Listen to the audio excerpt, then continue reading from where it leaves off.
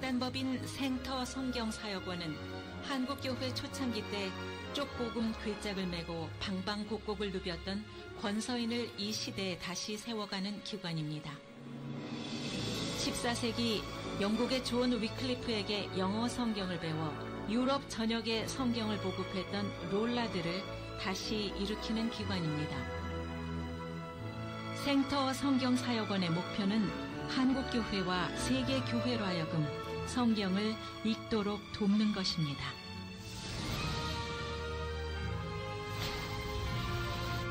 생터의 특징.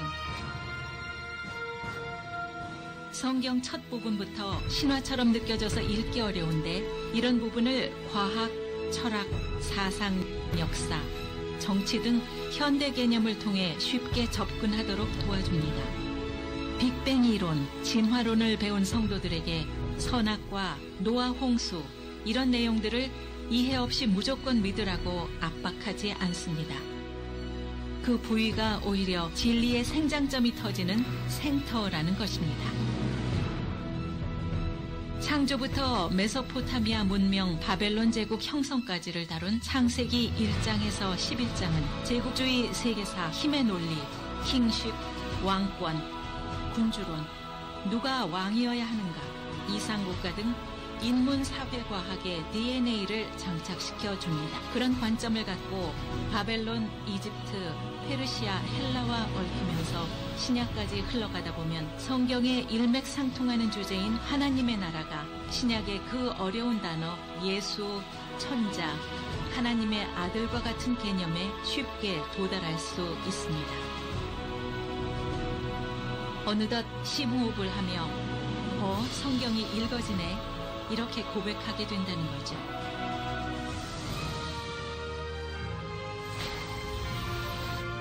생터의 역사. 2001년 미국 메릴랜드 볼티모어 베델 교회에서 성경이 읽어지네가 집필 강의가 시작되었고 한국에서는 부산 호산나 교회를 효시로 서울 온누리 교회 CGN-TV 최다 클립 세미나가 되며 세계화로 급 확산되었습니다. 이후 2006년 강사 양성기를 맞으면서 현재 12,000여 명의 전문 강사가 활동 중이며 이 중 약 20% 2,500명은 해외 거주자, 55% 6,500명은 목회자로 구성되어 있습니다. 최근 들어 한 해 평균 약 1,000여 명이 전문 강사 스쿨에 입학하여 성경 일독 훈련을 받습니다.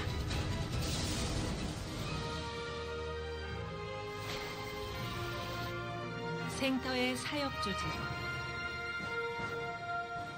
그러다 보니 생터는 자연스럽게 국내외 글로벌 사역 네트워크가 구축되었습니다. 먼저 국내 사역 공동체입니다. 지역별로는 전국 12개 권역 아래 53개의 지부가 있습니다. 권역장, 지부장들의 자발적 헌신으로 그 지역에서 전문 강사 스쿨을 운영하는 데 조력하고 있습니다. 다음 세대 사역으로는 키즈, 청소년, 청년 대상으로 나뉘어 있습니다. 이들을 위한 교재, 음악, 캠프, 쇼파이어, 뮤지컬, 게임을 창작, 실시하거나 개발하고 있습니다. 특히 군 사역이 활발합니다. 전문 강사 훈련을 받은 군사역본부는 6해 공군의 군목, 군종, 장병들과 연계하고 있습니다. 또한 목회자, 선교사, 사모들을 위한 특화된 사역도 자리 잡고 있습니다. 해외 사역 네트워크를 볼까요? 국가별로는 51개국 80개 도시에서 사역이 펼쳐지고 있습니다. 국내와 동일하게 지부장 및 지역장들이 중심이 되어 한국 본부와 긴밀하게 동력 중입니다. 해외 사역은 해외 한인교회 및 선교사들과 협력 사역입니다. 번역, 출판, 현지인 전문 강사 양성이 목표입니다. 영어, 중국어, 일어, 스페인어, 태국어, 몽골어, 미얀마어, 인도네시아어, 러시아어, 베트남어, 네팔어는 번역 완료되었고 힌디어, 스와힐리어, 따갈로그어, 대만어가 번역 진행 중에 있습니다. 다음 세대 사역이 왕성하게 일어나고 있습니다. 키즈 콘텐츠는 먼저 영어로 개발했기 때문에 영어권인 미국, 영국 등으로 역수출되어 성경학교 프로그램으로 쓰이며 코스테, 즉 유럽 유학생 수양회에서도 쓰이고 있습니다.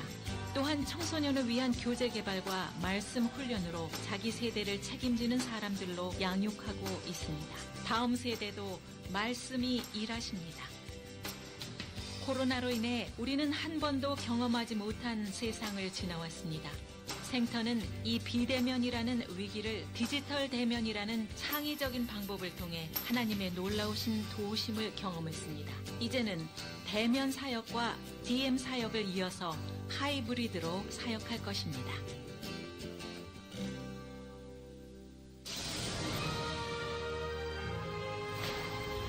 MOU 건강한 동역.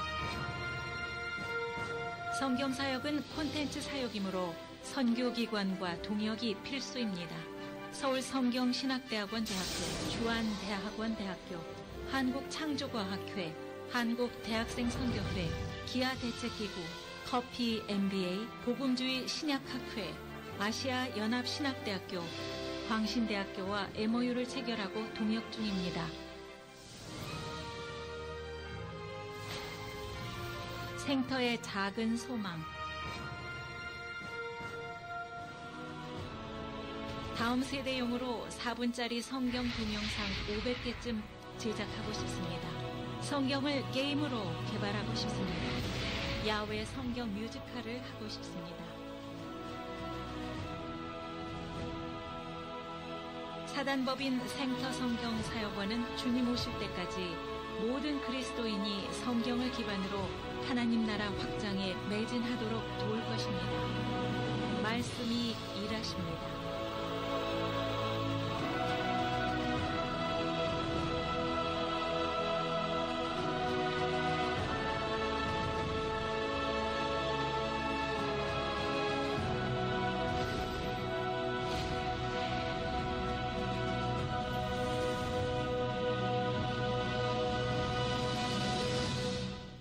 함께 여러분들이랑 찬양하면서 앉아 있는데 지금 여기 계신 모든 분들이 그동안 얼마나 이 지역에서 하나님을 섬기면서 하나님의 나라를 선포하고 계셨었고 애를 쓰고 계셨는지, 그리고 얼마나 여러분들이 영적으로 실력이 대단하신지가 느껴져서 찬양을 여러분들이랑 같이 할 때 제가 얼마나 가슴이 뜨겁든지, 얼마나 제가 영광스러운지, 이거는 하루 이틀에 1, 2년에 만들어진 영적인 분위기가 아니구나. 굉장한 실력이다. 그런 거를 느꼈습니다. 이 지역 이렇게 제가 오늘 새벽에 왔거든요. 5시에. 왜냐하면 너무 막히니까 여기까지 오는 동안에 아주 일찍 왔는데 깜깜할 때는 몰랐는데 지금 보니까 그냥 대도시는 아닌데 그래도 여기에 오랫동안 이렇게 여러분들이 계셔 주셔서 이곳에 하나님이 계심을, 이 지역에 하나님이 왕이심을 여러분들이 선포하고 외치고 살아내시고 그렇게 이 자리를 지키셨구나, 그런 생각이 들어서 제가 여쭤봤어요. 여기 목사님께. 잘 모르겠지만 여기 계신 분들이 다 목사님들이신가 봐요. 그랬더니 아니라 그러시는 거예요. 그냥 권사님들이시고 장로님들이시고 집사님들이신데 이런 예배를 하나님께, 이런 찬양을 하나님께 드릴 수가 있을까, 그런 생각이 들어서 여러분들께 정말 존경의 마음을 표합니다. 이렇게 여러분 애쓰셨습니다. 이 지역에서 하나님을 선포하시고 일평생 계셔주셔서 정말 감사합니다. 저는 지금 여러분들이 보신 것처럼 미국에서 한 16년쯤, 6, 7년쯤 이렇게 있게 되었고, 이제 한국에 지금은 분당이라 그러나요? 판교라 그러나요? 전에 김상복 목사님이라고 하는 분, 지금은 이제 아마 원로 목사님 되셨을 텐데 계셨던 할렐루야 교회라고 하는 교회가 있습니다. 네.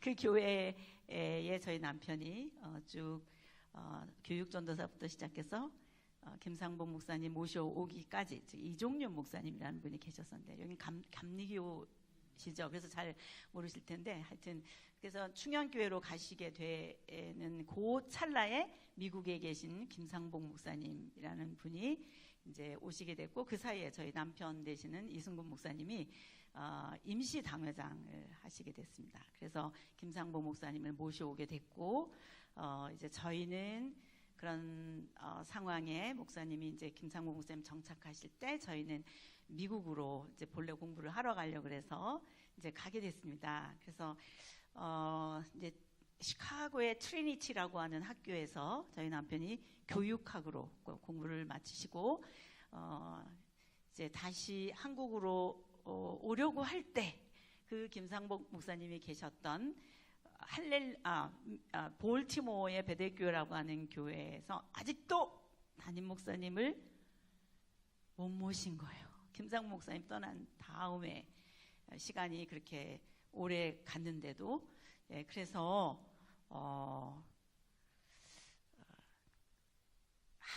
하도 오셔야 된다 그쪽으로 베델교회로.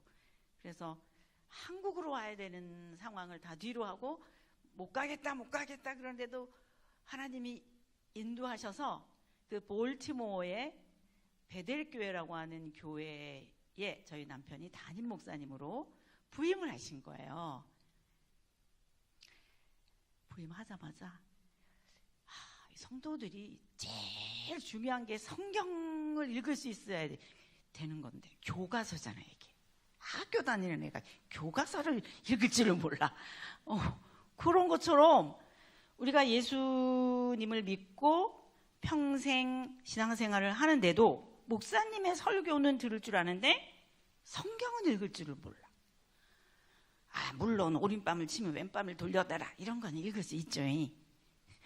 그런 건 좀 뭔 말인지 아는 거예요. 오른뺨을 치면 왼뺨을 돌려라. 세상의 빛이다 소금이다 이런 거야 금방 이해가 되지만 그것뿐만이 아니잖아요. 뭐 이사야서, 레위기, 무슨 르헤미야, 예레미야 막 이런 책을 읽으려고 그러면 어렵단 말이죠. 에이 싸우는 와이프하고 사느니 움막에서 혼자 사는 게 낫다. 이런 거는 금방 이해가 돼. 마치 마트에서 딸기를 사갖고 오고 사고를 사갖고 오고 쇼핑을 했단 말이에요. 이마트에서 사가지고 왔는데 어떤 거는 금방 씻어서 먹어도 돼. 딸기 같은 거는 금방 샥 먹어도 돼. 싸우는 와이프하고 사느니 움막에서 혼자 사는 게 낫다. 이런 것처럼 싹 읽으면 탁 이해가 되는데 사골 같은 건 고구 또 고구 만두 같은 거는 얼마나 손이 많이 가요. 만두 하나 만들려면. 그런 것처럼 성경이 만만하지가 않아요. 그냥 다 딸기처럼 쇽쇽 먹어지는 게 아닌 건 거예요. 그러니까 평생을 예수 믿어도 이게 무슨 말인지 어떻게 읽어야 되는지 모르고 대부분 예수를 믿는 거예요. 솔직히 말해서 이렇게 찬양하고 이럴 때는 주여 그리고 그런 거예요? 서름이 있어가지고 하나님 앞에서 주여 금방 이럴 때 눈물도 나고 이래가지고 신앙생활 하는 것 같은데 막상 성경을 읽으려고 그러면 잘 모르는 게 많이 있단 말이죠. 그래서 저희 목사님도 담임 목사로 이렇게 부임해가지고 제일 먼저 이런 광고를 한 거예요. 성경 일독 학교를 하겠다. 주보에다가 광고를 낸 거예요. 그래놓고 어떡하지? 교재를 못 써서 내가 그래도 교육학 박사인데 이걸 어떻게 가르쳐야 되는지 이게 교재는 있어야 되는데 큰일 났네 막 그러는 거예요. 그래서 가만히 보니까 입술이 허해갖고 힘든데 그냥 누워있는데 안쓰러워가지고 제가 그러면 내가 이제까지 성경을 읽었었던 방법대로 그렇게 한번 교재를 써볼까나? 라고 우리 남편한테 물어봤어요.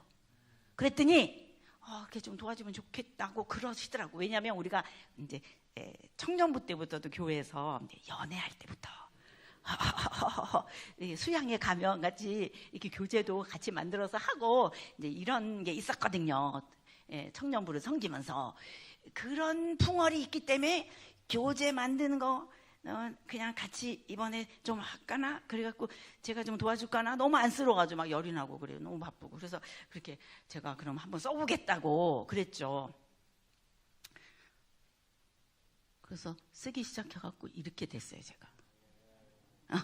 되게 웃기죠? 예, 되게 웃기죠? 예. 그래가지고, 제가 생각을 해봤어요. 왜 성경은 읽어지지 않지? 도대체 이유가 뭘까? 이렇게 생각했걸랑요. 딱 머리에 그림이 떠오르는 거예요. 왜 안 읽혀졌나? 이유가 있더라고. 이유가. 그 이유가 뭐냐면, 제가 한번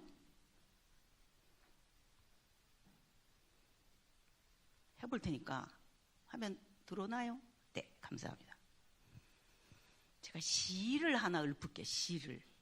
이게 왜 성경은 읽혀지지 않는지 제가 한번 시를 읊어볼 테니까 진짜 저거 나랑 비슷하네? 이런 생각이 드는지, 뭐가 뭔지도 모르고 이제까지 그냥 예수를 믿은 건지 한번 잘 생각해 보세요. 배가 고픈 샛노란 병아리 앞에 커다란 배추 한 통 가만히 놓아두고 조용히 숨죽인 채 관찰해 보라.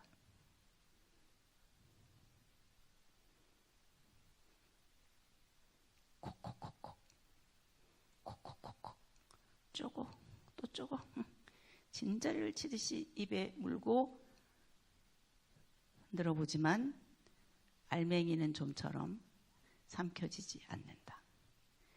또 쪄보고 또 쪄보고 또 쪄보아도 쫀자리만 짓물를 뿐 먹을 수 없는 이 거대한 배추는 난공불락 메뉴.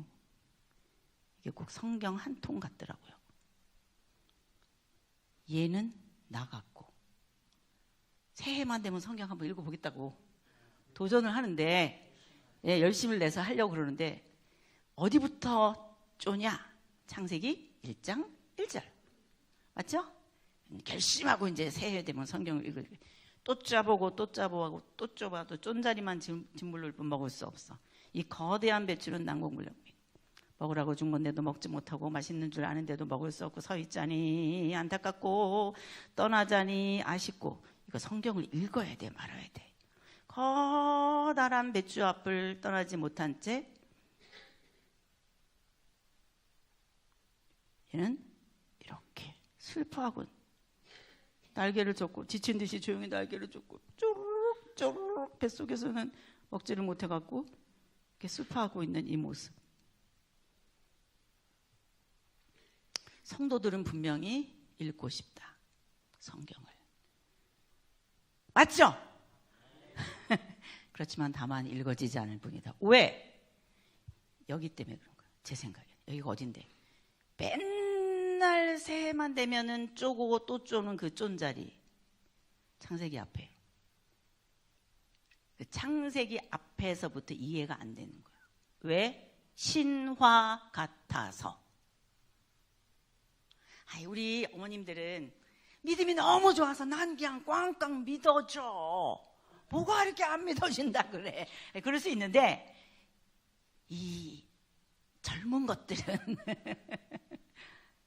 따지는 게 많아. 학교에서 배운 것도 많고 학교에서 얼마나 많은 것들을 배웠는지. 성경은 완전히 그냥 다 신화 같고 엉터리 같고 이치도 안 맞는 것 같고, 뭐 학교에서는 빅뱅 이런 진화론을 배웠는데 교회 오면 뭐 하나님이 창조했다 그러고 뭐 어떻게 몇백 년씩 살아. 뭐 왜 선악과는 만들어가지고 죄를 짓게, 안 만들었으면 죄도 안 짓고 좋았을 것을 선악과를 만든 건 또 왜 만들고, 그 다음에 예수님을 보내서 가지고 십자가 못 박혀 돌아가시는 것도 병 주고 약 주고는 또 뭐하러 하고, 죄를 짓게 한 장본인은 하나님이 아니신가? 왜 우리더러 선악과를 만들어가지고 먹지 말라 그래가지고 우리까지 먹게 해가지고 왜 죄를 짓게 했는가? 이런 생각이 나고 또 몇백 년씩 살아. 노아 홍수, 이건 또 뭐야? 뒤에 가서 막 또 뒤에 읽어보려고 하면 아브라함이 거짓말 실실해. 거짓말도 막 하는 사람이 믿음의 조상이라. 이건 도둑 눌러도 읽을 수 없어. 그런 생각 여러분 안 해보셨어요? 조금 해봤죠? 예, 조금은 해봤죠. 읽으면서. 왜냐하면 우리는 생각이 있는 존재란 말이에요. 성경도 하나님 말씀인데 이건 이치가 맞아야 되는데 그냥 무조건 되고 꽝꽝 믿기도 어렵고 읽으려고 하니까는 이게 신화 같기도 하고 거짓말 같기도 하고 이게 실제 같지도 않는 것 같기도 하고 이런 게 어디부터 있냐? 창세기 앞이란 말이에요. 드라마 1편이 이해돼야 드라마 2편, 3편, 4편 이렇게 미니 시리즈가 재밌는 거지. 앞에가 이해가 안 되는데 드라마 2편, 3편이 어떻게 이해가 되냐고요. 앞이 진짜 같지가 않은데. 그래서 매해마다 쫀자리만 쪼는 거예요. 다 알아 자기가 끝까지 못 읽으라는 걸. 끝까지 일독도 못 할 거야. 일독을 하더라도 중간에 머릿속으로 생각하면서 오늘 저녁에 콩나물 갖고 반찬을 해야지. 내가 무슨 반찬을 하지? 그러면서 입으로는 막 읽으면서 머릿속으로는 딴 생각하면서 왜 뭔 말인지 이해가 안 되니까 그래도 몇 장 채워서 읽었다고 또 써야 되니까 구역님의 지방에 가서 해야 되잖아요. 이제 이런 것이 우리 한국 교회뿐만 아니라 전 세계 모든 교회에 성경은 손에 쥐어졌었죠. 루터가 종교 개혁을 하면서 이걸 라틴어를 독일어로 번역을 해서 이 신부들 리더들만 가지고 있었던 성경을 평신도들에게도 손에 쥐어주는 놀라운 일들을 1500년, 1527년에 했는데 손에 들고는 있는데 읽지는 못하는 거예요. 이해가 안 돼서. 이해가 돼야 돼요. 그래서 제가 왜 그런지를 분석해서 이 성경을 우선 목록을 재배치했어요. 창세기 출애굽기는 위기 민수기 시면 여호수아 사사기를 기는 이렇게 읽으면 안 읽어져요. 왜 그러냐면 성경은 우선 구약은 이렇게 생겼거든요. 빨간색이랑 노란색이랑 초록색이랑 성격이 달라요. 얘네 세 개가 다 다른 특징을 가지고 있어요. 초록색은 역사서라 그래. 실제로 있었던 일, 히스토리, 일어난 일이에요. 그 다음에 욥기 시편 잠언 전도 아가서는 성문서, 시가서라고 말해요. 자기 신앙을 표현한 글들이에요. 그냥 작품이에요. 영적인 작품, 그냥 쉽게. 그 다음에 이사야에서 말라기까지는 하나님이 그 시대에 특별히 왕정시대 후반에 살고 있었던 이스라엘 그리고 남방 유다 백성들에게 하시고 싶은 말씀을 하시는데 딴 게 아니라 망한다! 이 말을 하신 거예요. 딴 게 아니에요. 예언서 내용은. 망한다! 심판이야! 이거밖에 없어요. 되게 쉽다니까요. 되게 쉬워. 당시 바벨론, 페르시아, 에도, 모압, 암몬, 블레셋 이런 모든 아수르 이런 나라에도 다 이 예언자 같은 우리 이사야, 예레미야, 다 에스겔, 다니엘, 요엘, 아모스 이런 사람처럼 그 나라도 다 선지자들이 있었어요. 자기네 나라 신접한 성경에 있는 이스라엘 백성들의 신은 여호와 하나님이에요. 그런데 바벨론 나라, 아수르 나라 이런 다른 나라의 신은 바알, 아세라, 말뚝 이런 여러 다른 신들이에요. 그 신들이랑 신접해가지고 하나님 말씀, 신이 말씀하셨다. 흉년이래. 풍년이래. 망한대. 전쟁했어? 전쟁하면 망한대. 전쟁하지 말래. 우리나라도 지금 술사가 이렇게 했다 그런 얘기들 나오잖아요. 어느 나라나 전 세계 모든 왕궁은 왕궁 출입 술사가 점을 잘 쳐야 돼. 그래야 풍년이 오는지 흉년이 오는지 남아있는 곡식들은 잘 저장해가지고 곡식 사러 오는 사람들에게 더 비싸게 팔아먹을 수 있으려면 경제가 발전을 할 수도 있네. 신접한 예언자만 있으면 우리나라가 돈도 많이 벌겠네. 그래서 요셉도 국무총리가 됐다니까. 그래서 다니엘도 국무총리같이 높은 그 나라를 경영하는 사람이 됐다니까. 신접하면 국무총리 됩니다. 된다고요. 되게 어렵지 않아요. 성경은 다 그런 얘기예요. 누가 신접했나. 그러니까 그게 자기네 시대를 살면서 신접한 사람들이 얘기했던 거를 글로 남겨서 나라의 비밀 국고 문서를 이렇게 잘 비축 놔두는 놔두는 그런 창고에 이런 서류들이 다 있었거든요. 자기네가 좋아하는 신접한 술사들의 글은 쫙 써가지고 우리 이긴대 이것이 이래가지고 이렇게 해가지고 다 이렇게 놔뒀거든요. 장서처럼. 사실 저게 17권이 그런 책들이에요. 문헌들이에요. 문헌. 꾸며낸 얘기가 아니라 그 시대 배경 속에서 바벨론이든 아수르든 페르시아이든 헬라 제국이든 로마 제국이든 그 뒤에 로마 제국까지는 안 가지만 페르시아 시대까지 구약 성경 시대에 다른 모든 나라들이 이스라엘 또는 남방 유다랑 같이 무슨 일이 있었나 그런 거를 이 하나님에게 잘 연결돼서 소통하던 선지자들이 그 시대에 일어난 일들을 잘 기록해 놓은 장서들이에요. 저게 문헌들이에요. 그러니까 기독교는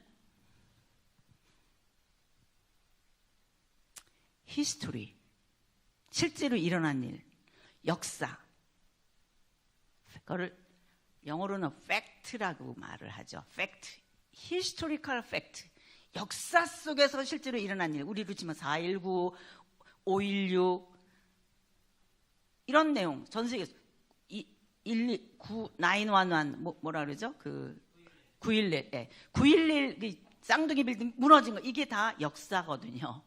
그게 다 정치가 들어있는 내용이란 말이에요. 정치적인 문제가. 그 실제로 있었던 일이란 말이에요. 유신, 지금 우리 탄핵 역사 기록이 남을 거거든요. 삼국유사 이거 다 역사 실제로 있었던 일이거든요. 그런 것처럼 실제로 있었던 세계 제국주의 역사 속에 이스라엘이라고 하는 하나님의 나라가 어떤 연관을 갖고 그 하나님이 전 세계 역사 속에서 무슨 일을 해 오셨나? 와, 스케일이 큰 거예요. 성경이라는 거는 그냥 나 오늘 마음이 괴로운데 하나님 나에게 좋은 말씀을 주시면 정말 마음이 편안하고 내가 마음이 안정이 될 것 같아. 그래서 읽는 책이 아니에요.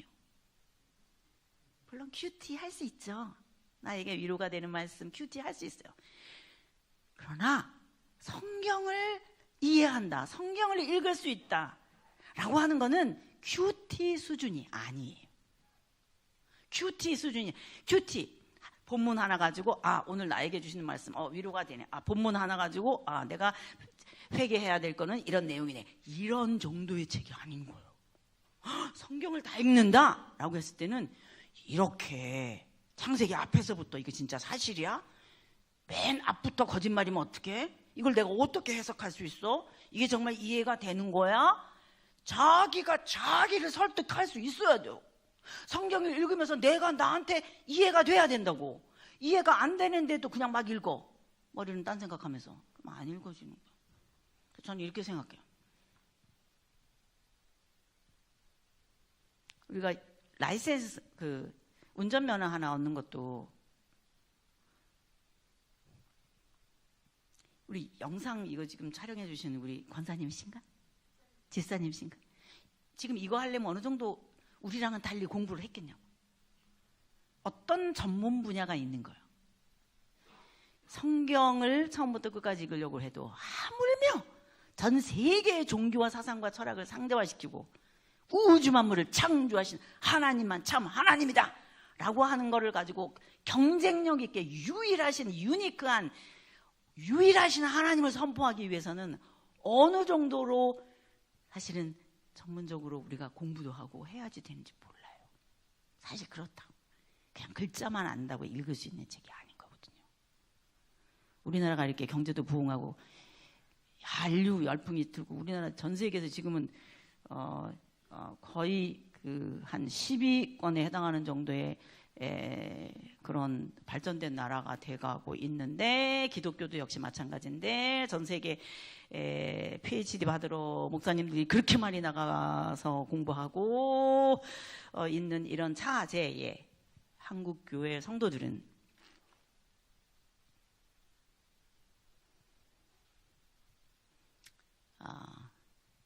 성경에 대한 이해가 어떤가? 그래서 우리가 예수를 믿는데도 예수를 모른다. 성경을 하나님의 말씀으로 알고 있는데도 성경을 못 읽는다. 라고 하는 그 우리 속에 한이 있어야, 사실 한이 있어야 맞아. 내가 하나님 믿는데 성경 못 읽어. 그것 자체에 대한 한이 있어야 돼. 우리가 진리에 대한 나 성경에 대해서는 장애인이다. 눈은 있는데 못 읽어. 읽기는 읽는데 글자만 읽지 무슨 말인지는 잘 모르겠다. 그런 어떤 새로운 진리에 대한 욕구? 새롭게 되는 시간이 되기를 소원합니다. 저는 이렇게 성경을 얼떨결에 우리 남편이 광고를 하는 바람에 어떻게 읽어야 되는지 도와주다 보니까 여기까지 왔는데, 그러다 보니까 제가 성경은 무엇인가, 성경에서 성경을 정의 내리고 있는 데가 어딜까, 성경은 이런 거야 라고 말해주는 데가 있을까 라고 했을 때, 오늘 여러분 그 브로셔에 있는 제목처럼 제가 오늘 여러분들에게 성경이라고 하는 걸 갖고 말씀을 드리는 중이거든요. 제목이 성경이에요. 성경이라는 게 뭔지를 누가 정의 내리셨을까? 성경에 있을까? 있더라고요. 사도 바울도 정의를 내린 게 있어요. 디모데후서 3장 16절에서 예수님도 성경이 뭔지를 말씀하신 데가 있으시더라고요. 그게 요한복음 5장 39절인 거예요. 우리가 한번 외울 수 있을까요? 너희가 성경에서 무엇을 얻는 줄?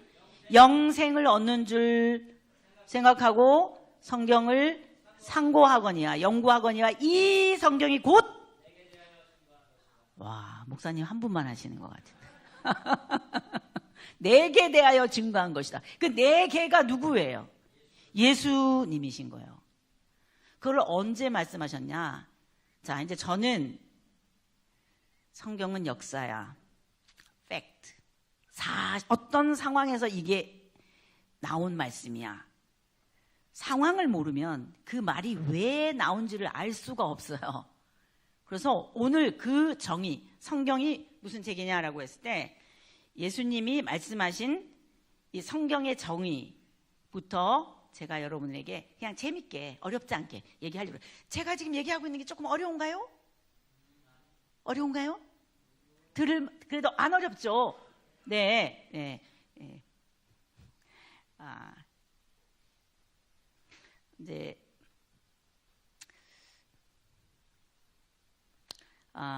제가 구약부터 쭉 메인 히스토리라고 말해요. 진짜 역사가 흐르고 있는 성경 목록이라고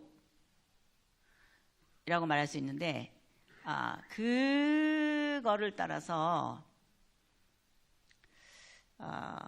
무슨 얘기가 진행되는지를 우선 알아야 성경을 읽지라고 생각해서 그거를 쭉 훑어보다 보니까, 일어난 일 중심으로 훑다 보니까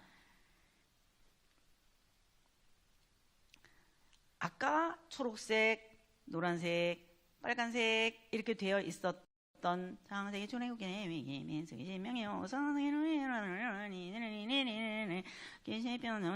이렇게 읽으면 안 되겠더라고. 이리 갔다 저리 갔다 이리 갔다 저리 갔다.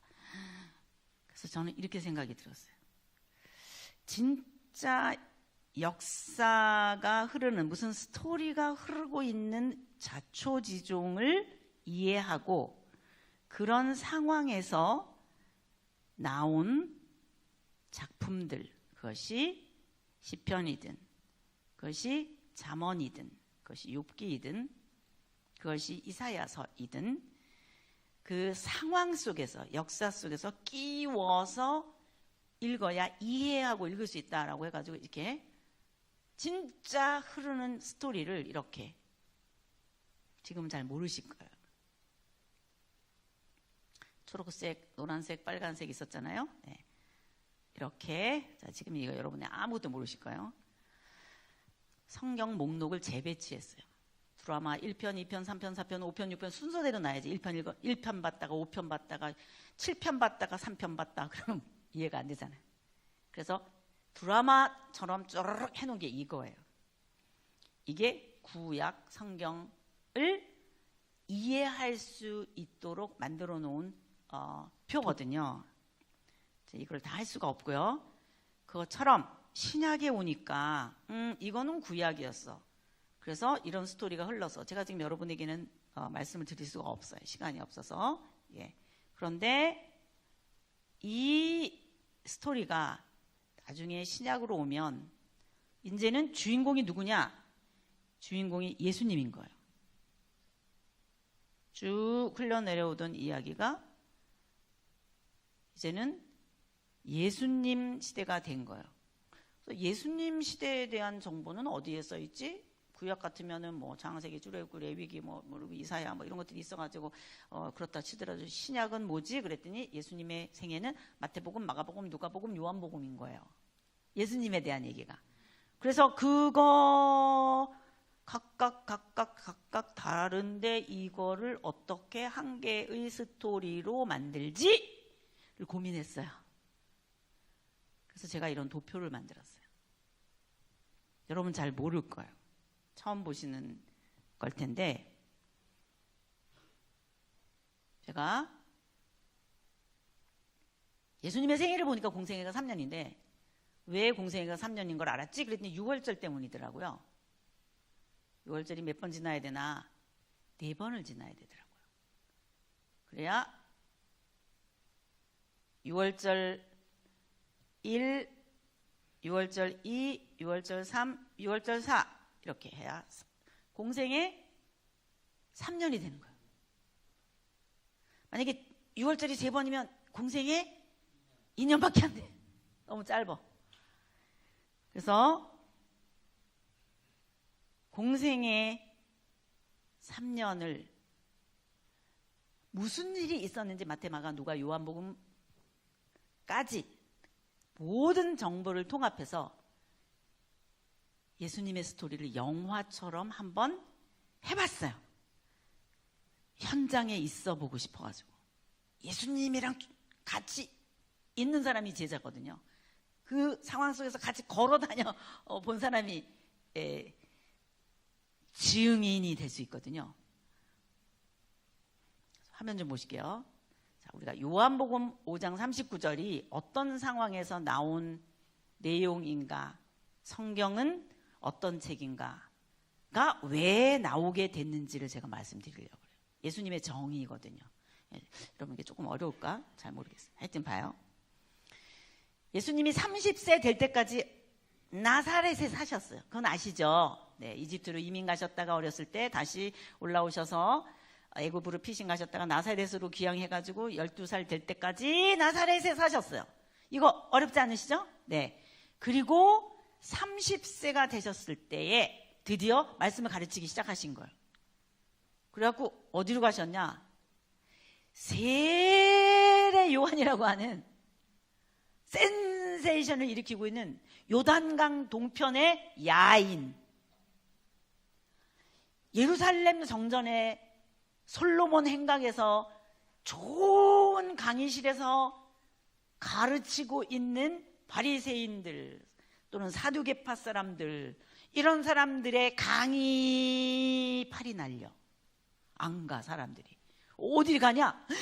저기 요단 동편에 세례 요한이라고 하는 사람이 광야에서 막 설교를 하고 있는데, 그것도 막 복 받아라, 축복이다 이런 걸 하는 게 아니라 회개하라, 죽을 줄 알으라고 뭐 이렇게 하는데, 그게 들려.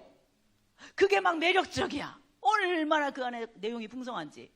그래가지고 고기 잡다 말고 막 내려가. 갈릴리에서부터 저 아래까지 3일 길을 막 내려가. 베드로도 고기 잡다가 막 널어놓고 빨리 이거 팔아놓고 내려가가지고 말씀 들어야지. 그러고 막 내려가. 안드레 막 내려가. 예수님의 사도 요한도 막 내려가. 빌립, 나다나엘 이런 사람들 막 내려가는 거예요. 우와, 센세이션을 일으키고 있는 거예요. 세례 요한이라고 하는 사람의 메시지는 지금까지 예루살렘 성전에서 힐렐, 샤마이, 가말리엘, 무슨 니고데모 이런 스칼라, 이런 학자들, 유명한 성경 학자들이 가르치고 있는 내용이랑 다른 거예요. 뭔가 있다 여기. 내가 이제까지 설교 많이 들었지만 내 귀에 안 들렸었는데 그냥 그랬는데, 우와, 세례 요한의 메시지는 내가 들려. 복 준다는 것도 아니야. 부자 된다는 내용도 아니야. 하나님의 나라, 하나님이 나와 함께 해주신다. 그거 하고 싶어서 지금 가서 말씀 듣는데 생각해보니까 이거 내가 죄인 같아. 하나님한테 가고 싶어. 가기가 어려워. 어떻게 해야 될까? 막 이런 생각이 드는데도, 잘못됐다 그러는데도 그 말이 맞는 것 같아. 에이씨, 나 잘못됐다 그러는데 에이, 대래 속이 세완하다. 그래, 내가 잘못된 게 맞는 것 같아. 그리고 또 올라가서 물고기 잡고서는 널어놓고 또 내려와. 그 먼 길을 왔다 갔다. 누가? 베드로, 요한, 빌립, 나다나엘 이런 사람들이 팔로워라 그래. 지금도 인스타그램 뭐 이런 거 하면 팔로워들이 있어요. 구독, 좋아요.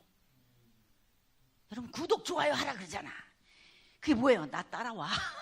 나 괜찮지? 이러면서 나 괜찮지? 날 따라오라고. 여러분은 나의 팔로워예요.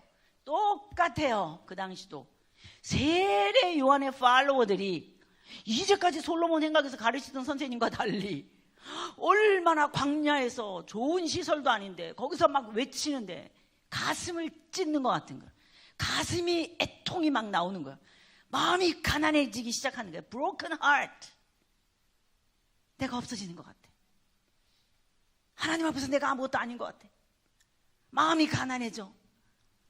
어떻게 해야 될지 모르겠어. 그 메시지만 들으면 그런 생각이 드는 거야. 어떡하지? 그런 생각이 드는 거야.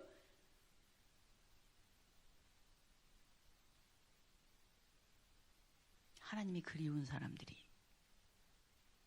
어떻게 하나님께 가까이 나가는지 몰라서 궁금해갖고 그저 하나님을 찾고 싶은 그 사람들이 어디 가도 그 마음을 만족할 수 있도록 잘 해주는 선생님이 없었었는데, 그 당시에 세례 요한의 얘기를 들으니까 이사야에 있는 얘기들을 막 하는데, 그 당시 구약시대 때 했던 말이랑 지금 현재 이 빌립이라고 하는 사람, 헤롯, 빌립 이런 사람들, 헤로디아, 이 복잡한 정치 구조 속에서 왕노릇하고 있는 이 소위 정치하는 우리 뭐 붙이고 싶잖아 거기다. 정치하는 들, 지금이나 옛날이나 민중들은 힘든데 고위 간직자들은 그러고 살고 있는 그 모습 속에 이사야도 그러다가 망한다. 이게 나라가 망꼬리 들겠어.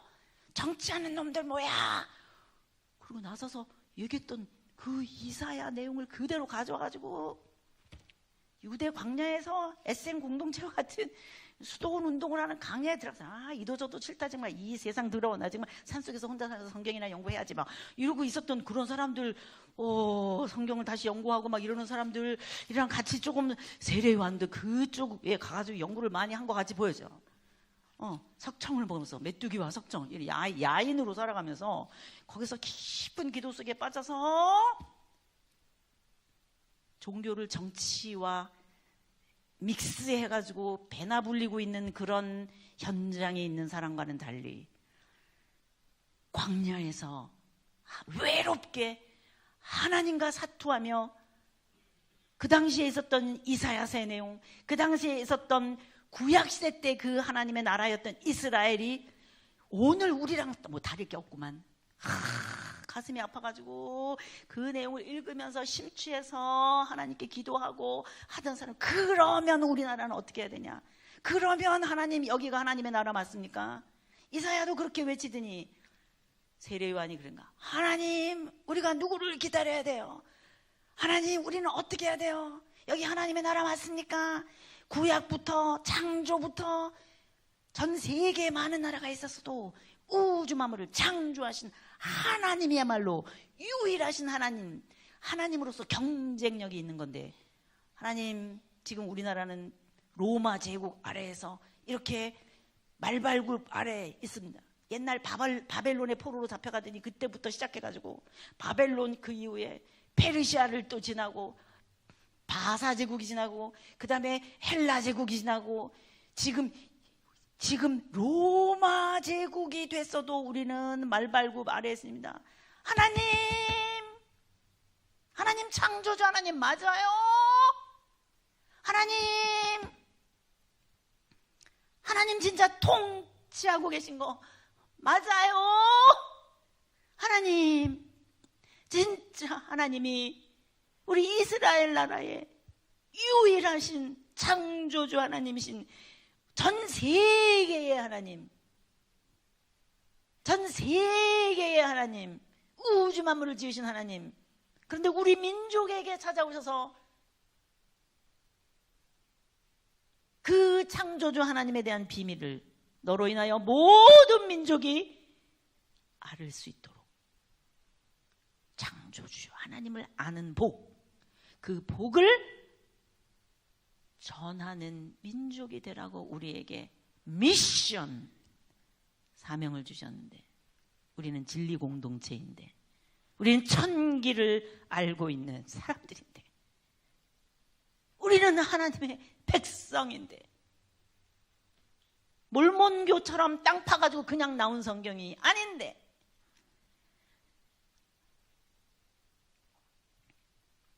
전 세계 모든 종교를 상대화시키고 나만 유일한 하나님이다라고 말할 수 있는 포인트가 있다면 창조주여야 하는데, 우리 히브리 민족의 하나님인 야훼 하나님, I am who I am, I will be who I will be, 언제나 우리 가운데 들어와 함께 계시는 임마누엘의 하나님, 야훼 쉐키나의 하나님, 쉐키나신 하나님이 우리 가운데 들어와 거하신 하나님, 당신은 지금 어디에 계십니까?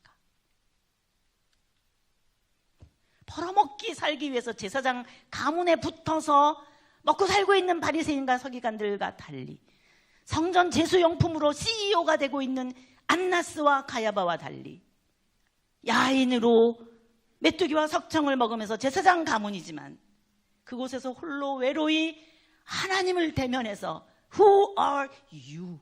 당신은 누구십니까? 우리 가운데 들어와 우리에게 같이 계시면서 하나님이 왕이심을 선포하시고 당신의 왕권을, 하나님의 나라가, 천국이 우리 가운데 임하는 것을 보여주셔야 되지 않겠습니까? 라고 외로이 싸우는 이 한 사나이, 세례 요한과 같은 이런 하나님의 사람의 메시지.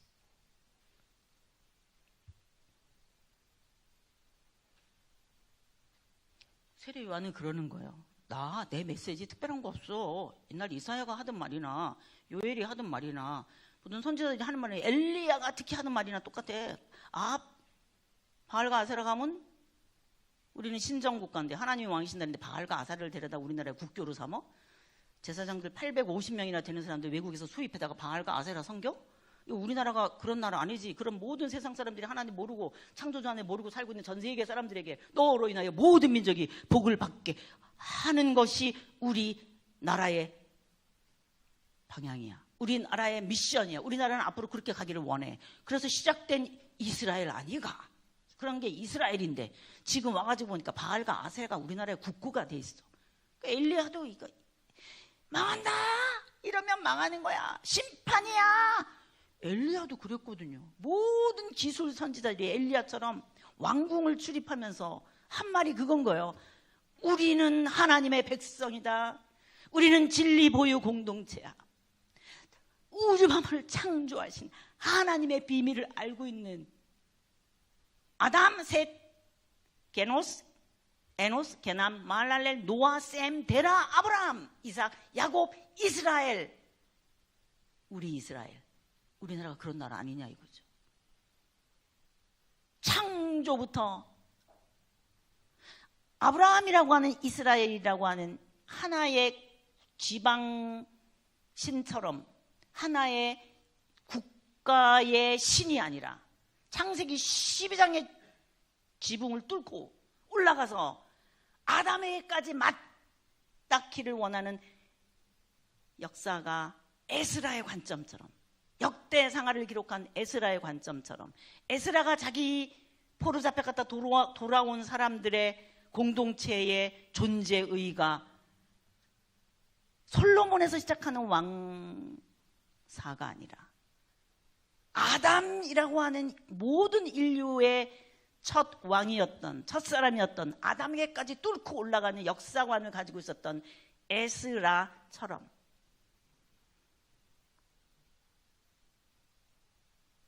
당당한 하나님의 나라 백성으로서의 자존감, 다른 종교와 사상과 철학이 아닌 우주 만물을 창조하신 하나님이 우리 아버지라고 하는 것을 알고 있는 이 정체성, 포로 잡혀갔다가 돌아온 유대인들처럼 오늘 우리가 그 창조부터 시작된 하나님의 왕권을 예수님을 통해 여기까지 전수하게 한 사람들을 통해 오늘 우리도 이 자리에 앉아 있는 줄로 믿습니다. 이게 바이블인 거예요. 이게 성경인 거예요. 성경은 역사인 거예요. 실제로 일어난 일인 거예요. 그러니까 오늘 여기까지 우리까지 있는 거란 말이에요.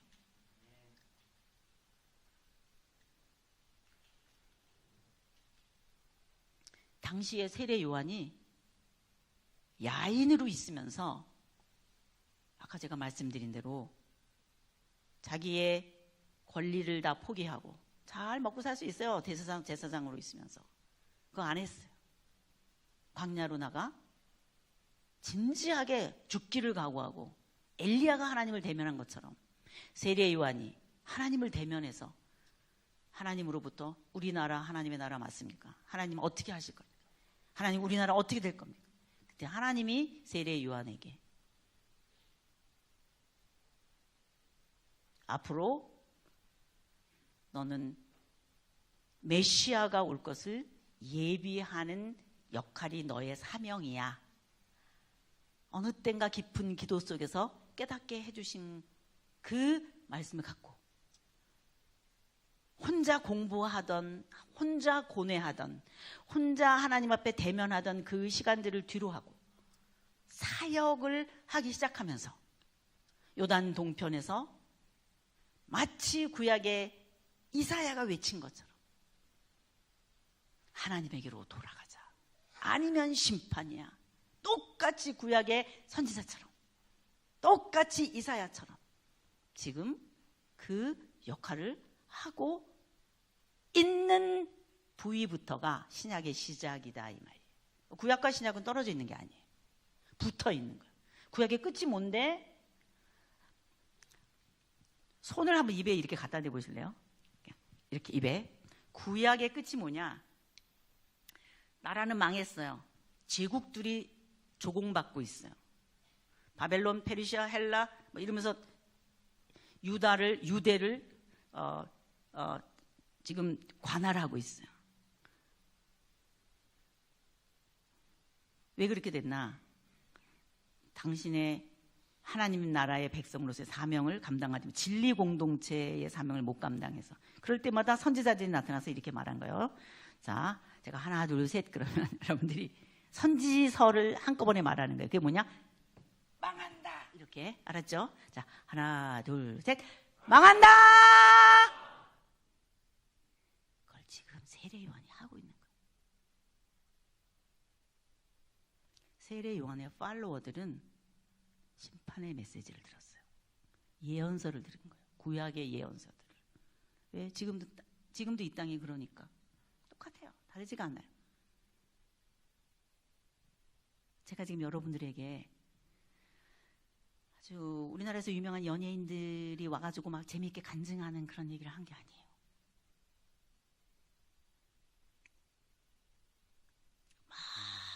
하나님께 잘 순종했더니 막 복을 주신 부자가 된대. 막 이렇게 했더니 하나님 막 복을 많이 주셔가지고 내가 지금 이렇게 해가지고 돈을 많이 벌어가지고 지금 헌금도 많이 하고 11조도 많이 한다고. 그런 간증을 하는 게 아니에요. 저는 성경을 얘기하고 있는 거예요. 성경을 말씀드리는데도 이 딱딱한 이야기를 하는데도 여러분이 얼굴이 해처럼 밝아서 이 이야기를 뚫어져라고 들으려고 하는 여러분들을 보니까 제가 얼마나 감사한지 모르겠어요. 나이가 점점 들으면 깜빡깜빡 해가지고 지금 오늘 솔직히 들었지만 나 다 나가다가 다 잊어버리거든요. 제가 다 알아요. 저도 그러니까. 그러나 우리 안에 진리의 영이신 성령님께서 그거 맞는 것 같다. 그 얘기 맞는 것 같아. 그럼 그렇게 깨달음을 주신다고 생각해도 될까요? 제가? 그것처럼 세례 요한이라고 하는 사람이 전하는 메시지가 들리는 거예요, 사람들한테. 그래서 팔로워들이 생겼단 말이에요. 그게 뭐였는데? 구약이었단 말이에요. 구약의 내용 끝이 뭐였는데? 왕정도 다 사라지고 포로로 잡혀갔어요. 그래서 남아있는 글이 이케야 망한다! 이 예언서라 이 말이에요. 예언서 17건이 하고 있는 말이 망한다! 그러더니 망한 거라고 진짜.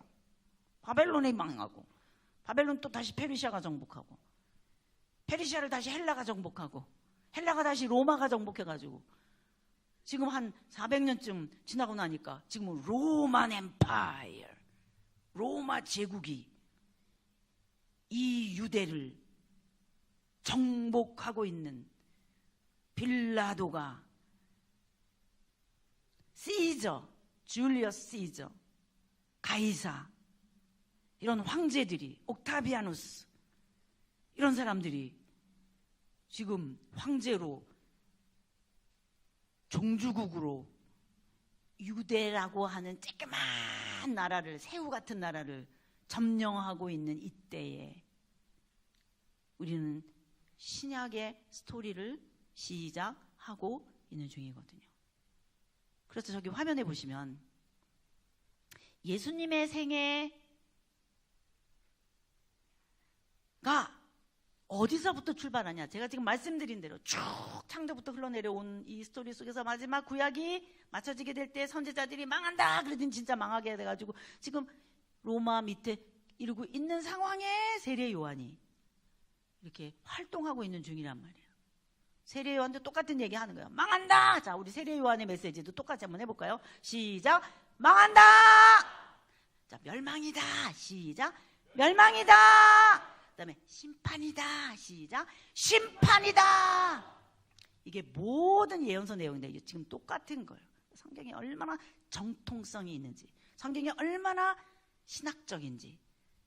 예수님은 이런 구약의 백그라운드 속에서 신구약 중간 시대의 실제 상황을 전제한 상황에서도 그 구약의 면면이 흐르고 있었던 실제 일어난 일들과 그곳에서의 하나님이 하시고 싶으셨던 말씀 예언서들을 세례 요한을 통해서 요점 정리하면서 세례 요한 무브먼트, 세례 요한 운동, 이거는 플랜에 의해서 되는 게, 계획에 의해서 되는 거를 무브먼트라 그러잖아요. 무브먼트는 어디로 튈지 모르는 걸 무브먼트라 그래요.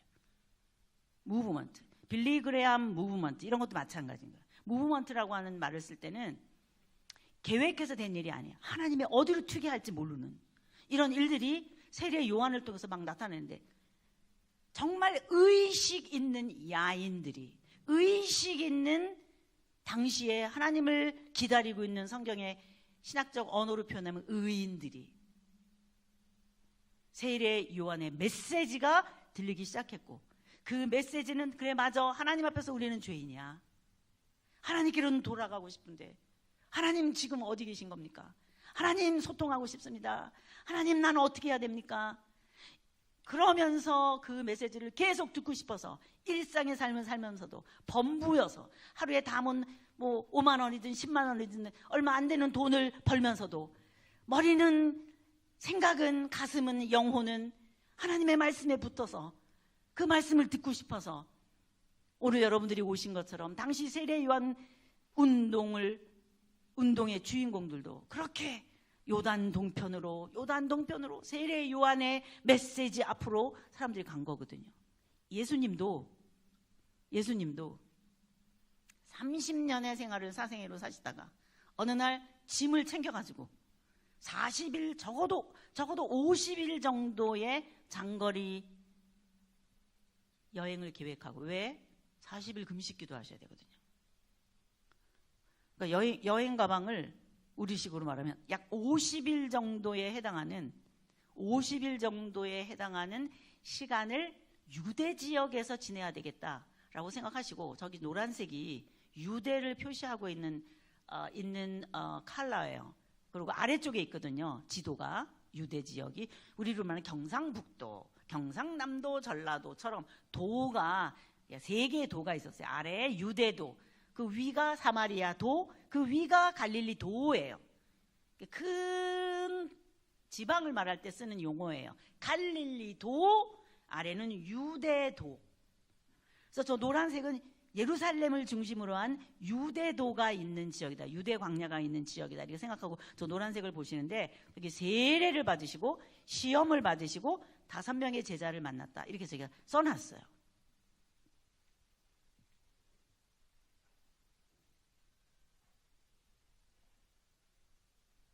여러분 아시는 대로 세례 요한은 감옥에 갇혔고, 예수님은 세례 요한의 제자들을, 팔로워들을 인수하셨습니다. 누구의 제자가 더 많아졌다 그랬어요? 예수님의 제자가, 세례 요한의 제자였던 사람이 다 누구에게로 갔어요? 그렇죠, 아시네. 세례 요한의 팔로워들이 예수님에게로 갔단 말이에요. 이게 무슨 뜻일까요?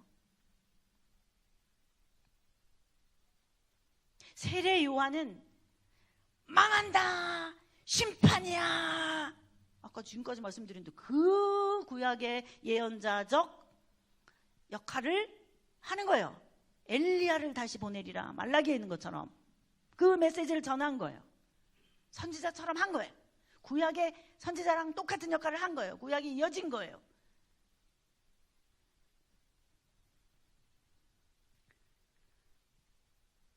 그 메시지를 들은 팔로워들에게, 사도 요한, 요한복음을 쓴, 요한계시록을 쓴, 요한 1, 2, 3, 4를 쓴 그 팔로워들, 세례 요한의 메시지에 귀가 젖어 있는 세례 요한의 제자들에게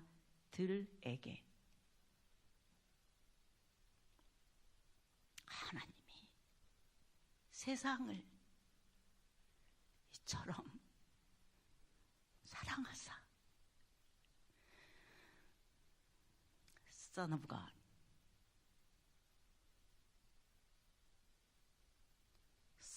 Son of God, 하나님의 아들. 이 이상한 이름, 우리 한국 사람은 이해가 안 되는, 무슨 하나님의 아버지도 있고 아들도 있어, 그런 게 참 궁금한 그런 이름인데도 불구하고 하필 그런 명찰, Son of God, 하나님의 아들이라고 하는 명찰을 달고 오신 독생자를 주셨으니 하나님이 세상을 이처럼 사랑하사 독생자를 주셨으니 이는 저를 믿는 자마다 망한다, 멸망이야, 심판이야, 죽어, 끝이 죽는 거라고, 망하는 거라고, 그 메시지만 들었던, 하나님을 그리워하는데도 그 메시지만 들어야 하는, 하나님을, 창조주 하나님을 믿는데도 심판이야, 죽음이야, 무덤이야, 끝이야, 그게 끝이야, 이런 메시지만 들었던 그 세례 요한의 제자들에게 멸망치 않고 망하지 않고 심판받지 않고 죽음으로 끝나지 않고 영생을 얻게 하려 하심이니라. It's gospel. 유앙겔리온. 여러분, 복음이라는 말 뜻이 뭔지 아세요?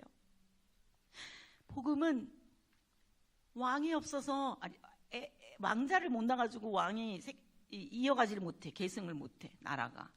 아들 하나 있는 게 소원이야, 이 나라가. 근데 아들을 못 낳아서 근데 어느 날 아들 낳은 거예요. 나라가 다 걱정했는데 왕은 죽어가고 이거 어떡하나 그랬는데 왕이 왕자를 낳은 거예요.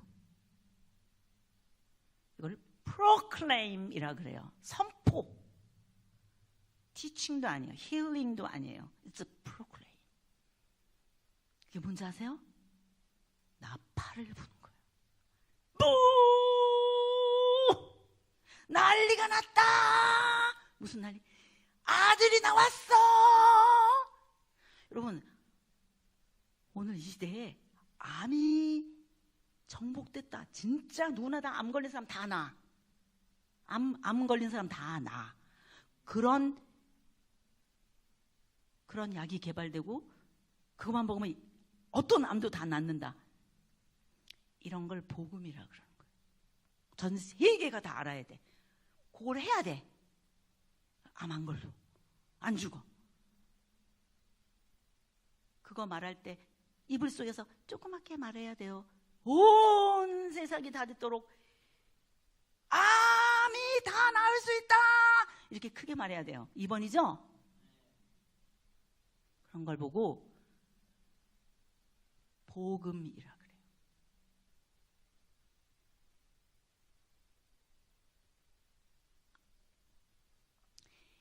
이미 당시 세례 요한이 팔로워들이 어마어마하게 많이 있었어요. 나중에 에베소에 가면 세례 요한 신학자들도 있어요. 아볼로 이런 사람들이 세례 요한 신학자였거든요. 에베소에 벌써 있어요. 6월절, 초막절 이런데 전 세계 디아스포라들이, 유대인들이 자기네 나라로 와가지고 한 번씩 예배 드리려고 왔다가 소문을 들은 거야. 세례 요한 소문을. 다르대. 메시지가 다르대. 돌아가서 자기네 에베소로도 가고 갑바도기아라도 가고 아시아로도 가고 마케도니아로도 가고 다 흩어져 가. 거기서 그 세례 요한의 메시지를 전하고 해석하는데 막 너무 그럴 정도로 세례 요한이 대단했거든요. 세례 요한 신학, 세례 요한 신학자가 있을 정도였으니까. 그런데 그 세례 요한의 메시지는 구약인 거예요. 지금 그런 메시지를 들었던 세례 요한의 제자들이 베드로든 야고보든 빌립이든 나다나엘이든 그 제자들도 세례 요한 때문에 쫓아다녔었는데 거기서 누구를 만났냐? 예수님을 만난 거예요. 저는 흥해야 하고 나는 쇠하여야 하리라. 나는 그의 신들매를 풀기도 감당치 못한다. 지금 예수님 당시에 세례 요한 무브먼트라고 하는 거 센세이션을 일으키고 있었는데 그 팔로워들을 예수님이 다 인수했단 말이에요. 지금 이제는 예수님이 그 모든 그래도 하나님 앞에서 진지하게 살아가려고 하는 야성을 가진 그 시대의 의인들의 리더가 된 거예요. 예루살렘 성전에서 이렇게 전통적으로 이렇게 하고 있는 그 형식적인 사람들 말고 그래도 의식 있는 하나님의 나라를 기다리고 있었던 사람들, 하나님의 왕되심, 하나님의 왕권, 창조주 하나님의 진리이심, 이런 것에 고뇌하고 진심으로 고민하고 자기 생명에 대해서 책임지려고 하고 하는 사람들이 예수님에게로 돌아서게 된 메시지가 요한복음 3장 16절인 거예요. 그래서 유명한 거예요. 그게 구약입니다. 요한복음 3장 16절은 구약과 신약의 알맹이를 딱 뽑아놔가지고 한마디로 탁 던진 요절이 있다면 하나님이 세상을 이처럼 사랑하사 독생자, 이거는 외아들이라는 뜻보다요 유니크하다라는 뜻이에요. 아들 하나, 아들 둘, 외아들, 뭐 둘째 아들 그런 뜻이라기보다 유니크하다, 아주 독특한 독생자, 유니크한 아들이다, 특별한 아들이다. 이름하여 하나님의 아들. 그러니까 하나님의 아들이라고 하는 용어밖에 쓸 수가 없어. 그분에 대해서, 그런 존재에 대해서는 하나님이신데 이름을 Son of God, 하나님의 아들이라고 불리워 그 명찰을 하나님의 아들이라고 밖에는 그 이름이 가장 적다. 그래서 하나님의 아들이라고 이름을 붙인 그 존재가 영생을 주신다는 거예요. 영생을 얻게 하려고. 이게 그냥 나온 말이 아니고 구약을 배경으로 해서 세례 요한의 메시지 위에, 그 얘기를 예비했던 세례 요한의 메시지 위에, 세례 요한의 사역 위에 이제 예수님의 사역이 시작되는데, 그 예수님의 사역은 뭐냐? Eternal life, 영생인 줄로 믿습니다. 너희가 성경에서 영생을 얻는 줄 생각하고 성경을 상고하거니와. 이 성경이 그 당시 구약 성경을 말합니다. 그 당시 신약이 아직 안 쓰여졌거든요. 예수님이 이 말씀 하실 때 AD 30년 정도밖에 안 된단 말이에요. 너희가 성경에서 영생을 얻는 줄 생각하고 성경을 상고하거니와. 이 성경이 자, 무엇을 얻기 위해서 상고한다고요? 영생. 어디서 썼던 용어예요? 요한복음 3장 16절. 이미 이 요한복음 3장 16절이 예수님의 초기 사역에 바닥에 깔려있는 메시지인 거예요. 이미 세례 요한의 메시지 위에 예수님이 이어내신 메시지가 요한복음 3장 16절이었거든요. 너희들이 심판의 메시지를 들었냐? 너희들이 죽음의 메시지를 들었냐? 너희들이 멸망의 메시지를 들었냐? 나는 하나님의 아들로서 이 땅에 왔는데, 아들이 온 이유가 뭐냐? 하나님의 아들이라고 하는 이름을 가진 존재는, 독생자라고 하는 이름을 가진 존재는, 예수라고 하는 고유명사를 쓰고 있는 실제로 이 세상에 살아 있었던, 발딛고 걸어 다니는, 그런데 발딛고 걸어 다니시는데 그분이 하나님이신 그분은, 걸어 다니시는데 하나님이신 그분은 이 세상에 왜 오셨냐? Eternal life. 이 요한 신학이라는 겁니다. 영생을 얻게 하려 하십니다. 우리 실존에 대한 얘기입니다. 나라는 생명 덩어리. 머리끝에서 발끝까지 이거 생명 덩어리거든요. 물 70%. 피지컬리, 육체적으로 말하면 CHON이라는 원소 기호로 돼 있어요. 내 손이나 닭발이나 내 물렁거리는 배나 고등어 배나, 그 속에 열어보면 고등어 속에 있는 쓸개나 간이나 창자나 작은 창자나 큰 창자, 내 손톱이나 닭 발톱이나 내 머리털이나 개털이나 처절하게 짐승입니다. 처절하게 짐승이에요. 그러나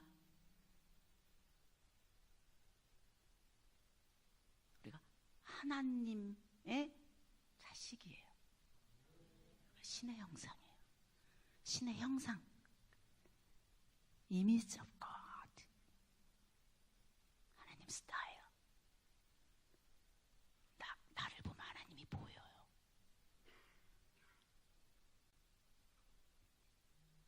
그런 고귀한 존재가 끝이 죽음이냐 이거죠.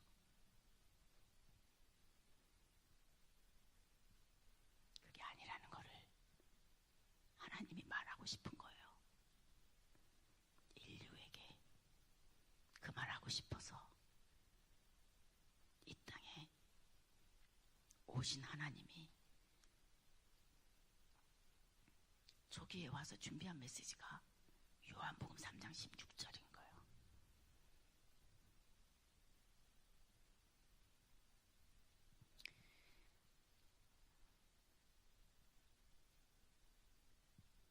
그런 상황 속에 오늘 요한복음 5장 39절, 요한복음 3장 16절이 깔려있는 상태예요. 지금 메시지를 다 들었어. 세례 요한의 팔로워들을 인수했어요. 그리고 예수님 지금 사역하세요. 5명의 제자 만나고 가나 혼인잔치 가세요. 저 화면 보세요. 이제 보세요. 자, 가나 혼인잔치 가세요. 자, 여러분들이 제가 오늘 그냥 에피타이저처럼 제가 정리한 성경을 처음부터 끝까지 어떻게 읽을 수 있을까? 이 내용을 조금 맛보는 거예요. 자, Y좌표예요, 저게. 제가 지금 X좌표, Y좌표로. Y좌표라는 거는 뭐냐면 공간 개념인데요.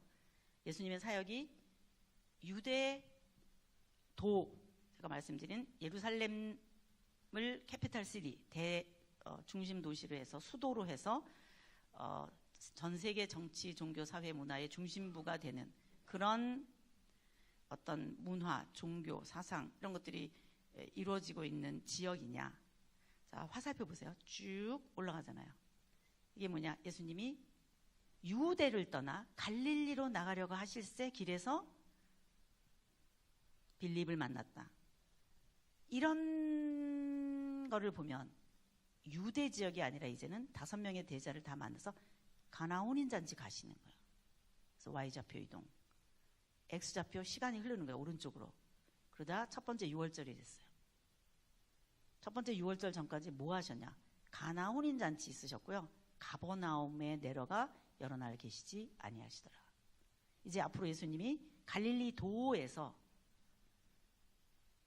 사역을 하실 거예요. 지금 방금 5명의 제자 만났어요. 물로 포도주 만드는데 참여하면서 예수님의 본격적인 사역이 시작된다라고 하는 빵빠레를 울리는 곳에 주인공들로, 증인들로 그 자리에 같이 있었어요. 이게 가나 혼인잔치예요. 그러자 어머니와 동생들과 함께 가버나움에 내려가 여러 날 계시지 아니하시더라. 예수님은 나사렛 사람입니다. 가버나움은 갈릴리 도의 제일 큰 도시였어요. 그래서 지중해 쪽에서 오는 문물들이 가버나움을 거쳐서 실크로드를 타고 위쪽으로 올라가는 그런 중간에 있는 아주 중요한 교통의 요지이고 무역의 요지이고 경제의 요지인 도시예요.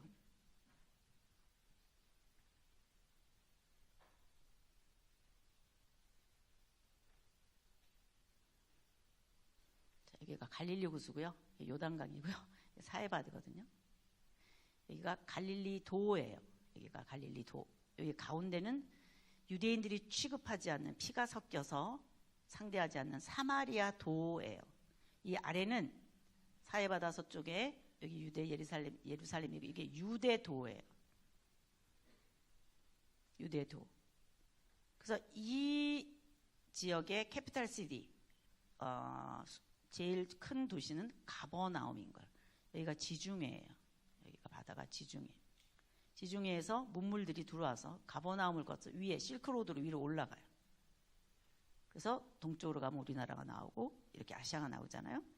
그렇게 이 가버나움이라고 하는 곳은 소위 갈릴리 도, 예수님이 앞으로 사역하실 때 이제 막 시작이잖아요. 초기 단계라고. 여기 갈릴리 도를 사역하실 때 사람들이 많이 살고 있는 곳에 사무실을 오픈하셔야 돼요. 사람 없는 곳에서 예수님이 오픈하면 소용이 없어요. 아무리 조용기 목사님 훌륭하셔도 사람 없는 곳에서 설교하면 사람이 안 오죠. 네. 똑같은 거예요. 그래서 예수님은 사람 많은 곳에서 사역을 하셔야 돼서 이사 가세요. 어디로? 가버나움으로. 어디서로부터? 나사렛으로부터. 그래서 우리는 지금 잘 모르는 게 이게 갈릴리 도냐, 나사렛이라고 하는 도읍이냐, 그냥 마을이냐 라고 하는 단어부터도 헷갈리는 거예요. 우리가 갈릴리라는 단어는 어떤 범위이며 유대라고 하는 단어는 뭘 말하며 나사렛, 베들레헴, 가버나움 이런 단어는 뭘 말하는지조차를 잘 모르고 이제까지 성경을 읽어 오셨을 거라고 생각해요. 제가. 왜냐하면 제가 이거 강의하면 그렇구나 그런 분들이 많이 계시더라고요. 그런 것부터 아는 게 얼마나 재밌는데요. 연속 방송국 보는 거 뭐가 어떻게 된지 그 남의 살림에 뭐 그렇게 궁금하냐고. 그거보다 성경이 궁금해가지고 이렇게 이 안으로 들어가서 성경이 재밌고 이게 읽어지고 이러면 얼마나 재밌겠어요. 예. 제가 왜 이 얘기를 하나. 지금 예수님이 세례 요한의 무브먼트에서 거기서 세례 받으시고 공적으로 이제는 공생애가 시작된 거예요. 제자들도 생겼어요. 제자들과 함께 가나 혼인 잔치에 간 거예요. 그리고 예수님의 앞으로 갈릴리에서 사역하실 때 그 헤드쿼터라고 말할 수 있어요. 그 사령부가 있는 그런 그 헤드쿼터라고 말해요. HQ라고 말하죠. 거기를 보러 복덕방에 가신 것처럼 예수님의 어머니와 동생들과 제자들이 가버나움에 내려가 여러 날 계시지 아니하시더라 라고 되어 있어요. 그리고 나서 6월절이 되매 이렇게 되어 있어요. 요한복음에. 6월절 1인 거예요. 그게 6월절 1이 된 거예요. 예수님의 공생애에서 첫 번째 맞는 6월절. 예수님 Y좌표 이동 어디를 가셨냐? 예루살렘을 가신. 성전을 헐어라 사흘 만에 짓겠다. 기억나시죠? 네. 그래서 예수님이 거기서 얼마나 많이 말씀을 전했는지 니고데모라고 하는 학자, 스칼라, 대단한 스칼라입니다. 니고데모. 일단의 신학, 자기 신학 사조를 가지고 있는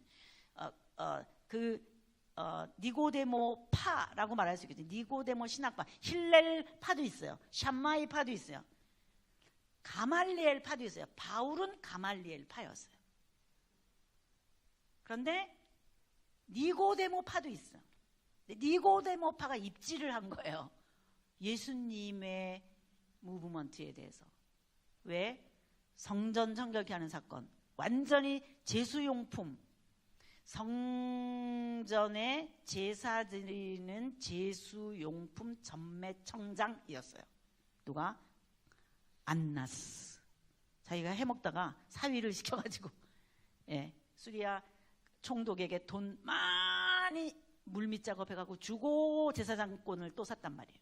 그래갖고 사위를 뒤에서 조종하고 있어. 누가? 안나스가. 그러니까 대제사장들이라고 하는 용어가 있는 거예요. 성경에.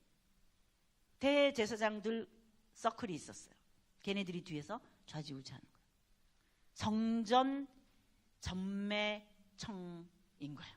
성전 제수용품 전매청장. 그러니까 예수님 뭐라고 그러죠? 강도의 구렬을 만들었다. 왜? 엄청나게 폭리를 했거든요. 시중에 10만 원이면 살 수 있는 재물 양 한 마리를 먹고 티 없는 어린 양이로다. 그래가지고 메이드 인 안나스 땅 시퍼렇게 도장 찍어가지고 이거는 100만 원 이렇게 팔았다니까. 그럼 백성들이 욕하겠죠. 이런 생각이 드는 거예요. 막 조세푸스 기록에 의하면 이 망할 놈의 XX들 막 이런 게 써 있었다니까. 얼마나 강도의 구렬로 만들었으면 예루살렘 성전을 하나님께 예배드리는 그 장소를 장사 해먹는 대로 만드는 거예요. 그러니까 예수님이 첫 6월절에 갈릴리 예수께서 예루살렘에서 CEO 전매청 제수용품 경제특구였던 예루살렘 성전에 도전장을 낸 거예요. 안나스에게 도전장을 낸 거예요. 성전을 난리를 친 거예요. 그때 사람들이 그렇게 죠. 오! 누구야? 안나스에게 도전해? 그래서 이제부터 여러분들 사복음서를 읽을 때는 그 당시 사람들이 누구야? 나사렛 예수래. 그래서 나사렛 예수가 나온 거예요. 그때부터 나사렛 예수래. 갈릴리 예수, 나사렛 예수 첫 6월절에 예루살렘에서 탑 뉴스 주인공으로 뜨시다. 이게 제 제목이에요. 신약을 공부할 때 레슨 2 갈릴리 예수 첫 6월절에 예루살렘에서 톱 뉴스 주인공으로 뜨시다. 진짜 뜨신 거예요. 여기서. 왜? 안나스를 건드려서. 예루살렘 경제특구를 건드린 거예요. 재물장사하는. 그런 걸 여러분들이 읽으신 거예요. 제가 이렇게 얘기하니까 그래 나 아는 얘기 아시잖아요. 그런데 제가 이거를 당시의 역사적인 백그라운드와 제국의 역사와 이런 구약의 의미와 이런 것들을 곁들여서 막 이렇게 설명을 해준 거예요. 양념을 친 거예요. 양념 통독. 읽을 수 있어요. 이렇게 재밌게 읽을 수 있어요. 재밌다니까요. 성전을 건드렸어요. 그때부터 대제사장을 건드렸기 때문에 이런 신문 톱 기사가 뜨는 거죠.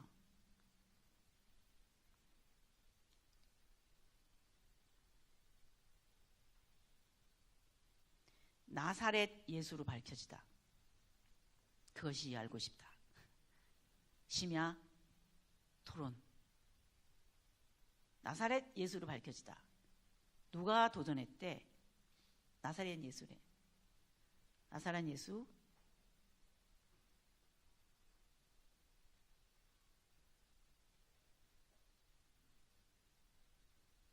이렇게 되는 거죠. 한 구석에서 저 위에 나사렛에서 해봤자 간의 기별도 안 해요. 거물을 건드린 거예요. 성전을 건드린 거예요.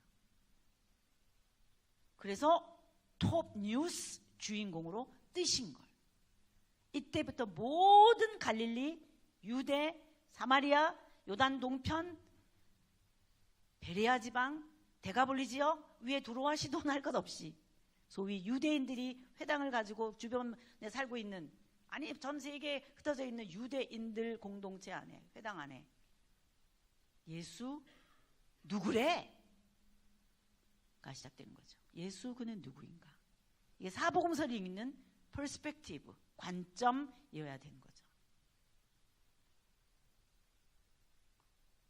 화면 좀 볼게요. 앞으로 이렇게 돼요. 모르시겠죠? 뭔지. 그래서 그때 십자가에 처형되세요. 여기까지인데 지금 오늘 요한복음 5장 39절, 너희가 성경에서 영생을 얻고자 성경을 상고하거니와 이 성경이 곧 나에 대하여 증거한 것이다 라고 하는 말씀을 언제 하셨냐면, 여기 지금 말씀드린 대로 예수님이 성전을 청결케 하시고 나서 사람들이 다 궁금해하는 거예요. 여기 지나가는 동안에 계속 우리가 생각하고 있어야 할 사복음서를 읽는 관점이 뭐여야 하냐면은, 어떻게 사복음서를 읽어야 하느냐 하면은요, 이렇게 읽어야 되는 거예요. 예수 그는 누구인가? 진짜로 그랬어요. 그 당시에. 왜? 떴거든요. 근데 누군지 모르겠어.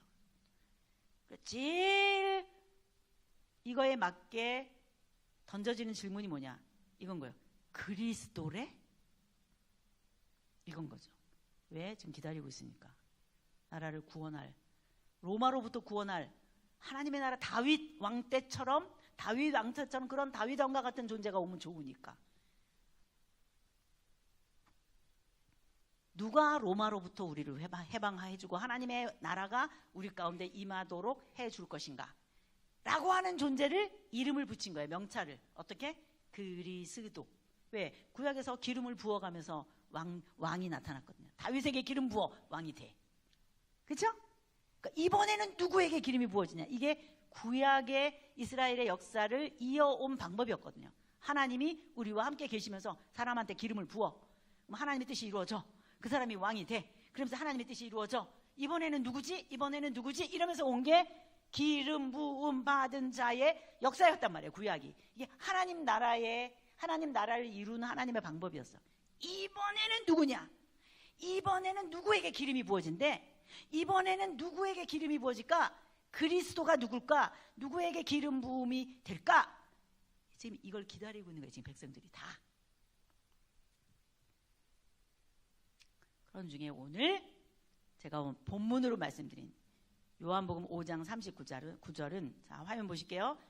이렇게 약 사마리아를 거쳐서 Y좌표 이동할 때까지 첫 6월절에 오셨다가 세례 요한 공동체를 인수하시고 요한복음 3장 16절 니고데모 얘기 이런 게 다 여기서 일어나는 일.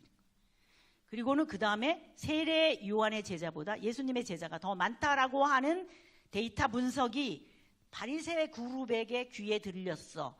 그래서 요한복음 4장에 의하면 요한의 인사이트, 요한의 매눈, 요한의 관점에 의하면 그래서 예수님은 더 이상 세례 요한의 제자보다 예수님의 제자가 많다라고 하는 거를 정치적인 이슈로 삼고 있는 이 바닥에서 있고 싶지 않다.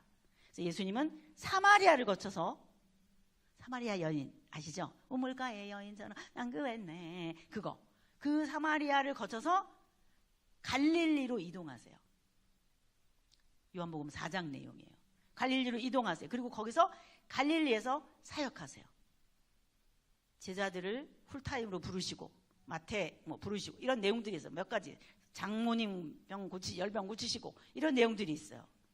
그랬더니 두 번째 6월절이 됐어요. Y좌표 이동 베데스다 연못 사건 아시죠? 베데스다 연못 사건 이게 요한복음 5장인 거예요. 자, 제가 여러분에게 약식으로 오늘의 주제 예수님의 성경 정의 너희가 성경에서 영생을 얻는 줄 생각하고 성경을 상고하거냐 이 성경이 곧 나에 대하여 증거한 것이다 를 이때 말씀하신 거예요. 어떤 상황에서 말씀하셨냐? 베데스다 연못 38년 된 환자가 있었어요. 여러분이 그 본문을 볼 때는 제가 지금까지 한 이야기가 바닥에 깔려야 정상이에요. 사실은. 그래야 우리가 예수님의 팔로워로 지금까지 예수님을 쫓아다니면서 본 게 바닥에 깔려 있어야지 지금 일어나는 일을 연결시켜가지고 우리가 계속 할 수 있는 거거든요. 그냥 성경을 읽는데 여기 조각 조각 도덕률로밖에 못 읽어요. 그러나 우리가 적어도 성경을 한번 일독하겠다라고 하면 예수님의 팔로우면 소위 예수님의 제자라면 be with him 그와 함께 있어라. 이게 제자의 정의예요. 같이 사는 거, 동거하는 거. 제자훈련이라 우리나라에 있는 제자훈련은 조직신학이에요. 하나님은 누구신가, 쟤는 누군가, 그거 탑픽 스타디입니다. 근데 성경을 일독하려면 탑픽 스타디보다는 주제보다는 소위 이걸 어려운 말로 성경신학이라고 그래요.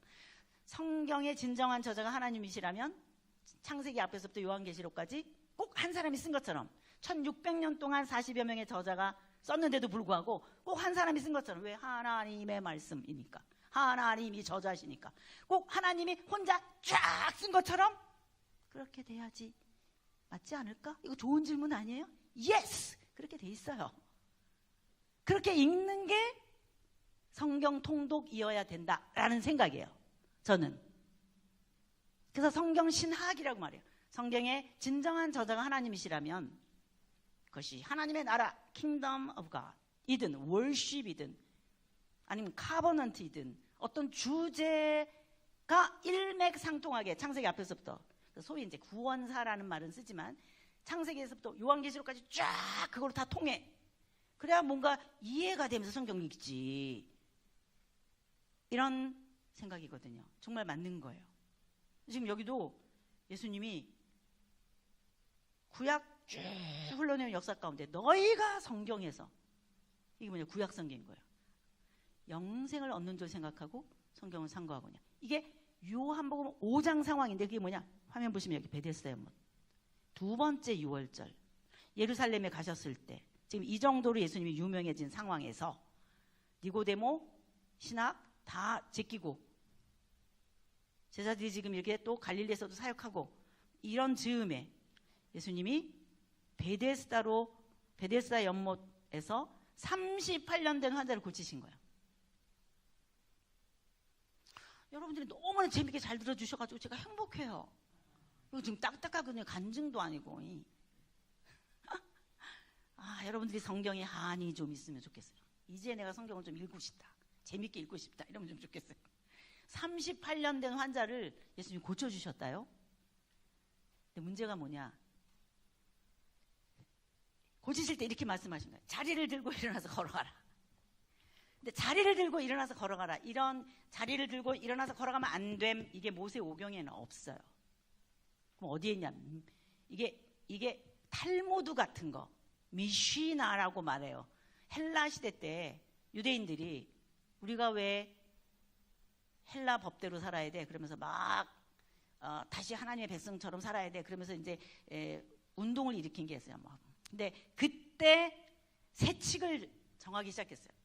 안식일에 걸어갈 거리는 얼만큼 돼야 돼. 정결의식은 어떻게 해야지 맞는데 이런 것들을 세칙을 정한 거예요. 바이로라 그래요. 세칙을 정한 거예요. 모세오경은 딱 원판이야. 근데 가다 보면 아닌 것도 있는 건 거예요. 모세오경에 없는 게 있어요. 제가 이제 미국에 오래 살았는데 엘리베이터를 타잖아요. 어떤 전통 유대인들은 지금도 이렇게 이거 있잖아요. 모자, 유대인 모자 딱 쓰고 여기 또르르 이거 하고요. 성경에 있는데 여기다 이거 딱 붙이고 엘리베이터 타가지고 자기는 안식일이기 때문에 일하면 안 돼서 엘리베이터를 누르면 안 돼. 걸어는 자동차도 운전 안 해. 엘리베이터를 타고 얘기해요. 미안하지만 엘리베이터 이거 나 몇 층 가는데 좀 눌러주실 수 있겠어요? 이렇게 물어봐요. 왜 일 안 하려고? 안식일에. 지금도 그런단 말이에요. 그러니까 아마 지금도 세칙 있으면 안식일에는 엘리베이터 탔을 때 다른 이방인에게 눌러달라고 말해요. 거룩한 유대인은 엘리베이터 누르면 안 됨. 이런 게 세칙인 거예요. 그것처럼 안식일에 상을 들고 일어나서 걸어가는 거는 안 됨. 이런 법이 있는데 예수님 거기 걸린 거예요. 38년 된 환자한테 상을 들고 일어나서 걸어가라 그랬거든요. 정말 벌떡 일어나서 이걸 들고 걸어간 거예요. 난리가 난 거죠. 그것이 알고 싶다. 예수 지금 난리인데 이 사람 유명한데 지금 세례 요한 제자들 다 팔로우들 지금 하고 지금 이러고 있는데 이 예수가 상을 들고 일어나서 걸어가라 그랬다. 완전히 죽여도 돼. 안식일을 범했어. 그래서 지명수배된 거예요. 예수님이.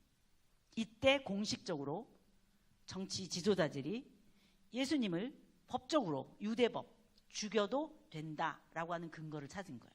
이때부터 예수님은 지명수배됐다 이렇게 생각하셔야 돼요. 그래서 유대로 다니려고 그러지 않으시고 성경이 그런 게 유대로 다니려고 하시지 아니하시더라. 이런 말씀이 그 말씀이에요.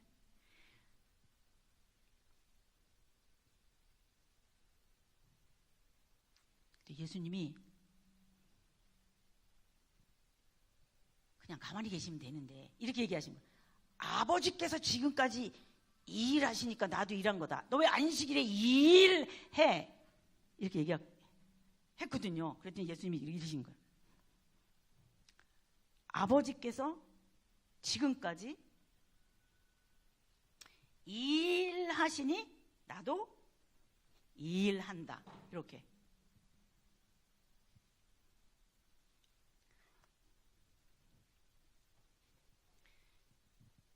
제가 질문할게요.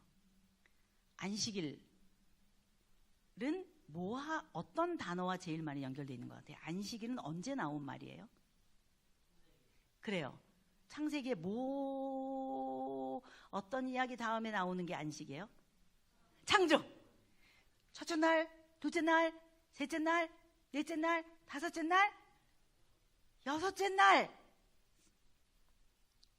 그리고 나서 주님이 하나님이 쉬시죠. 그걸 안식일이라 그러잖아요. 예. 그럼 안식일 그러면 얼른 무슨 생각이 나셔야 되냐면 하나님이 일하셨다고 생각하셔야 돼요. 무슨 일 하셨냐? 창조 1. 맞죠? 창조 1 하다가 쉬신 거란 말이에요. 예수님이 이렇게 하신 거. 38년 된 환자가 일어났어. 상을 들고 일어나서 걸어갔어요.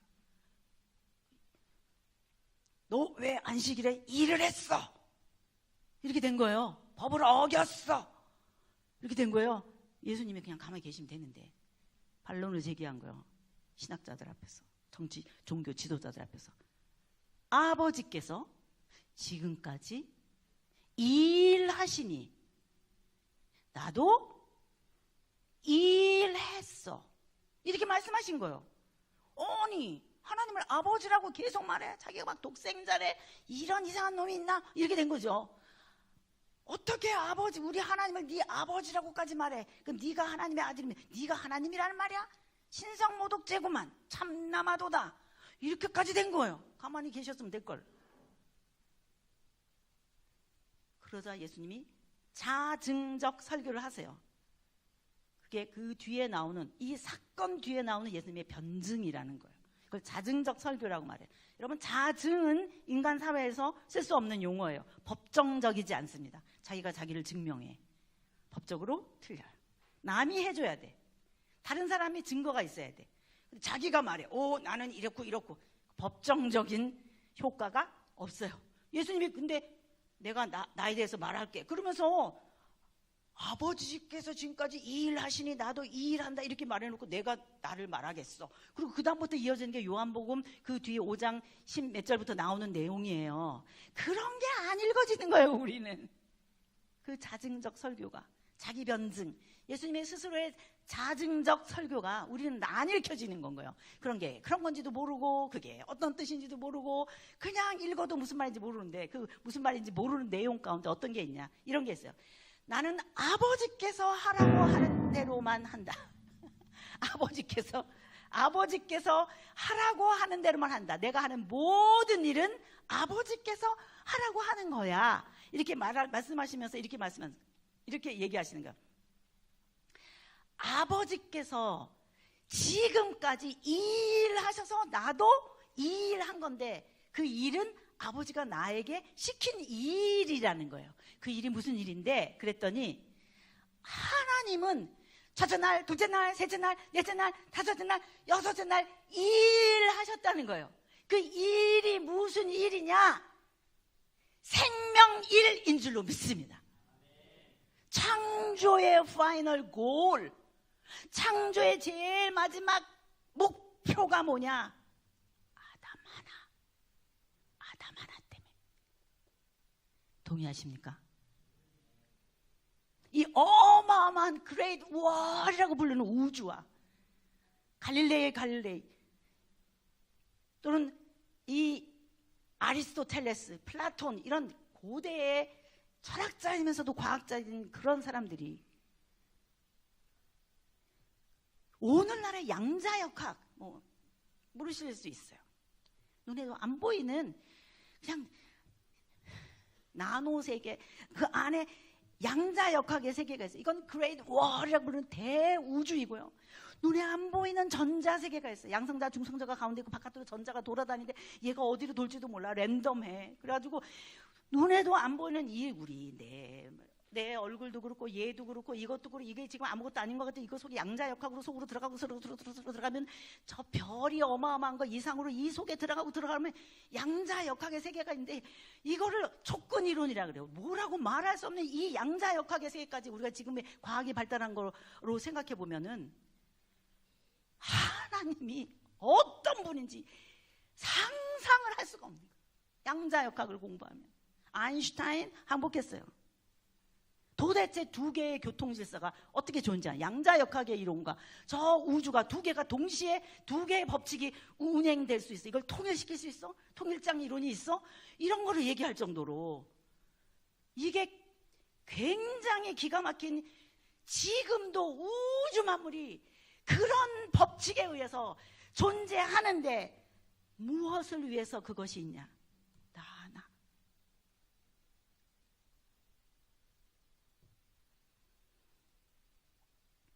저는 제가 힘들 때마다 양자역학을 다시 공부해요.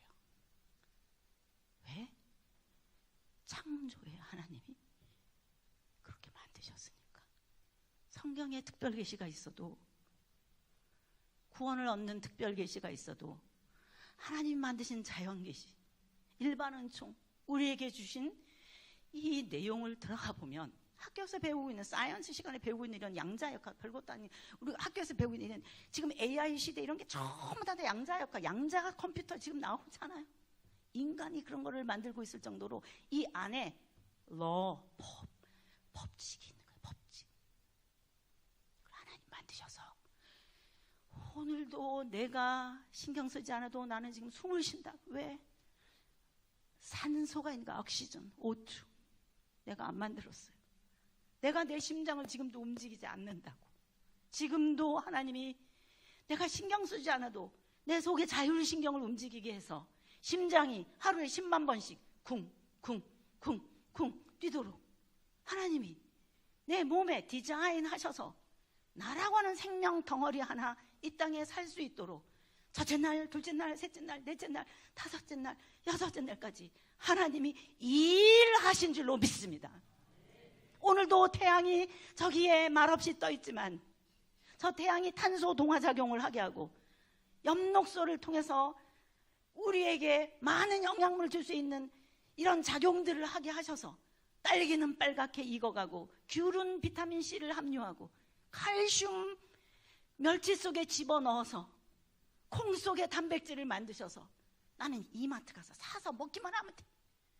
오늘도 하나님이 일하시기 때문에 오늘 이 시간까지도 하나님이 첫째 날, 둘째 날, 셋째 날, 넷째 날, 다섯째 날, 여섯째 날 사람 하나를 목표로 해서 아담 하나를 목표로 해서 나 하나 살으라고 하나님이 일하신 것처럼 현재 완료 진행형 아버지께서 일하시니 일해 오고 계시니 현재 완료 진행형 지금 창조부터 지금까지도 계속 하나님이 해 오고 계신 일이 산소를 유지하시고 물을 유지하시고 이 우주 만물을 관할하시고 탄소 동화작용을 하게 하시고 멸치가 자라나게 하시고 딸기가 빨갛게 익게 하시고 내 몸에 DNA를 만드시고 하나님이 일하셔서 나라고 하는 생명 덩어리가 오늘도 여기에 존재하고 있는 줄로 믿습니다.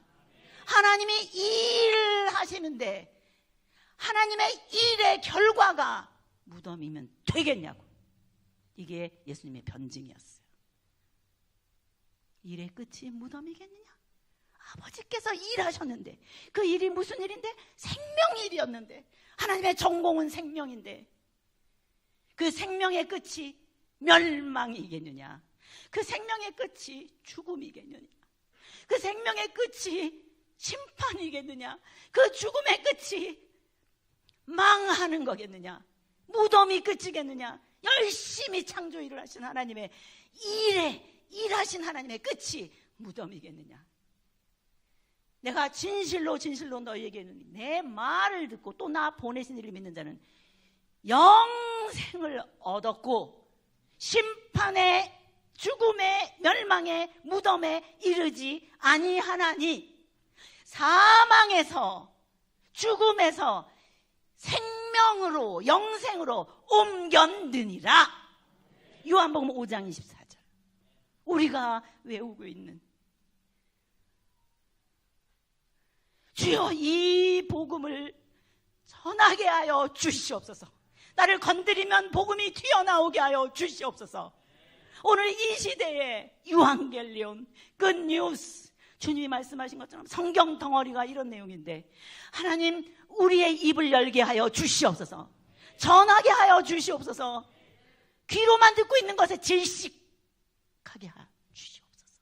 이제는 내 입을 열어서 오늘의 크리스찬들이 오늘의 하나님을 믿고 있는 사람들이 이제는 입을 열어 성경을 말할 줄 알게 하여 주시옵소서.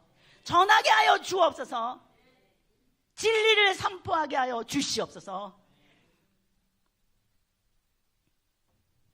하나님의 전공은 생명일인 줄로 믿습니다. 아버지께서 지금까지 이 일하시니 생명 이 일하시니 나도 일한다. 무덤이 끝이 아니다. 심판이 끝이 아니다. 세례 요한과 같은 구약의 선지자들이 말한 그 망하는 거, 멸망하는 거가 끝이 아니라 이터널 라이프, 영생을 얻게 하려 하심이니라. 하나님이 걸어 다니셨었습니다, 이 세상에. 나는 그것만 생각하면 얼마나 하나님이 이 세상에 오시다니 잠이 안 와야 돼요. 우리가 예수 믿는 게 뭡니까? 이 세상에 걸어 다니셨던 하나님. 여러분의 주민등록번호, 그 걸어 다니신 하나님이 이 땅에 인간의 몸을 입고 오신 지 나는 몇 년 몇 월 있다 태어났다. 여러분의 주민등록번호가 이 세상에 실제로 걸어 다니셨던 하나님의 시점이라고요. It's fact. 사실이에요.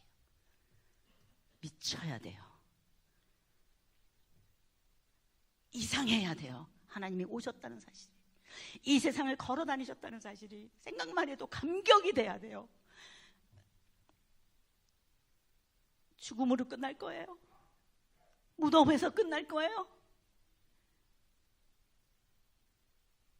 생명일이 전공이신 하나님은 무덤이 끝이 아니라 하나님 자신이 생명이신 것처럼, 하나님 자신이 절대 생명이신 것처럼, 우리는 물에도 넘어지고 우리는 이래도 저래도 죽는 존재이나 하나님에겐 죽음이 없어요. 시간의 연속성이 영생이 아닙니다.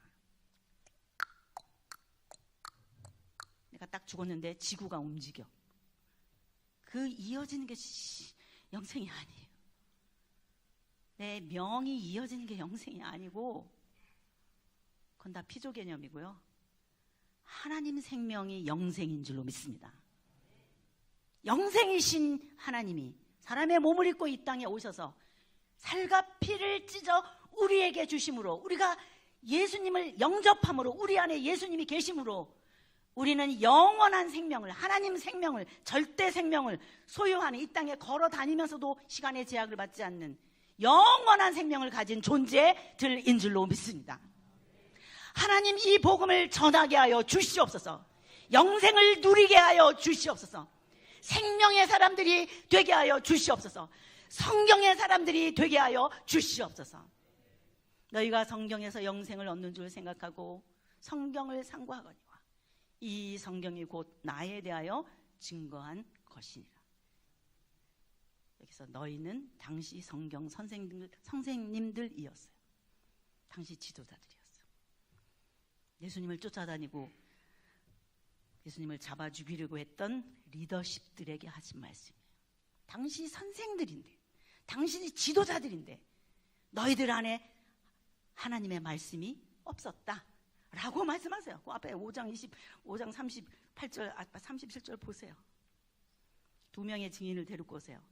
하나 세례요한 운동에 대하여 해석하라. 이 예수님의 도전이었어요. 두 번째, 너희들이 읽고 있는 성경이 뭐라고 말하니? 그러나 너희들 안에 성경, 구약의 하나님의 말씀이 너희 안에 없었다. 나가 누군지 아직 너희들은 깨닫지 못해. 이게 요한복음 5장 38절에, 그리고 39절에 너희가 성경, 여기 너희는 지도자들만, 너희가 성경에서 영생을 얻는 줄 생각하고 성경을 상고하거니와, 이 성경이 나에 대해서 말했는데 너희들은 그것을 받아들이지 못한다 그랬어요. 주여, 우리 한국교회 이 정도로 발전했는데 다시 back to the basic, 성경으로 돌아가게 하여 주시옵소서. 이 강화도, 이 강화 북지방 전체에 성경 부흥이 일어나게 하여 주시옵소서. 다시 복음의 나팔을 불게 하여 주시옵소서. 찬양하며 끝나도록 하겠습니다. 제가 우리 생터성경사역원에서 만든 찬양이 있어요. 우리 어린아이들을 위해서 노래를 많이 디즈니 스타일로 영어로 많이 만들었는데 이건 아마 한국말로 돼 있을 것 같은데요. 제가 요한복음 3장 16절, 저는 어렸을 때부터 예수 믿었는데 요한복음 3장 16절, 하나님이 세상을 이처럼 사랑하사, 이렇게 그런 찬양만 불렀었거든요. 한번 좀 들어보시겠어요? 처음 듣지만 오늘 우리가 배운 이 말씀을 생각하면서 함께 찬양을 하면 좋겠습니다.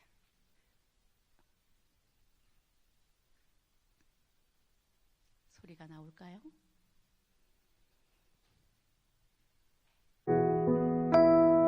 For God so loved the world. 볼륨 좀 작게. 제가 어린이 용어로 많이 만들었습니다. 영어로 먼저 만들었는데 For God so loved the world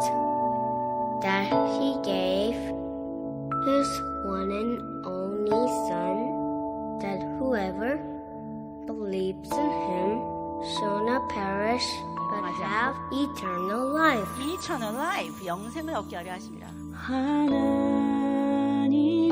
세상을 얼마나 따뜻한 말이에요. 세상을 이처럼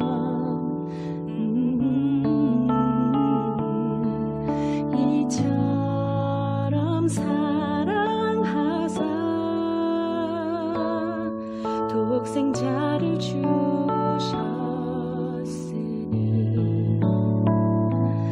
이는 그를 믿는 자마다 멸망하지 않고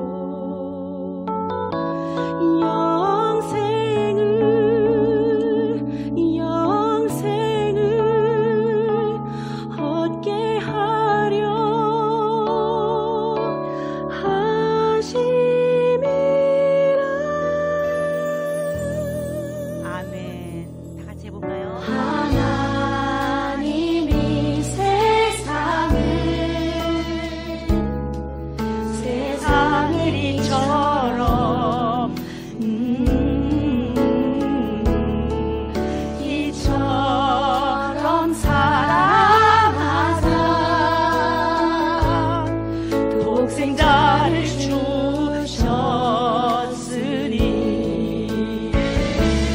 이는 그를 믿는 자마다 멸망하지 않고 영생을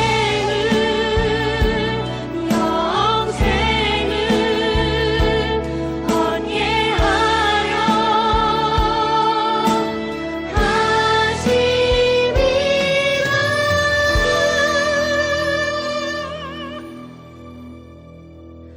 죽음 아니다, 심판 아니다, 멸망 아니다, 영생이다. 죽음 아니다, 심판 아니다, 멸망 아니다, 영생이다.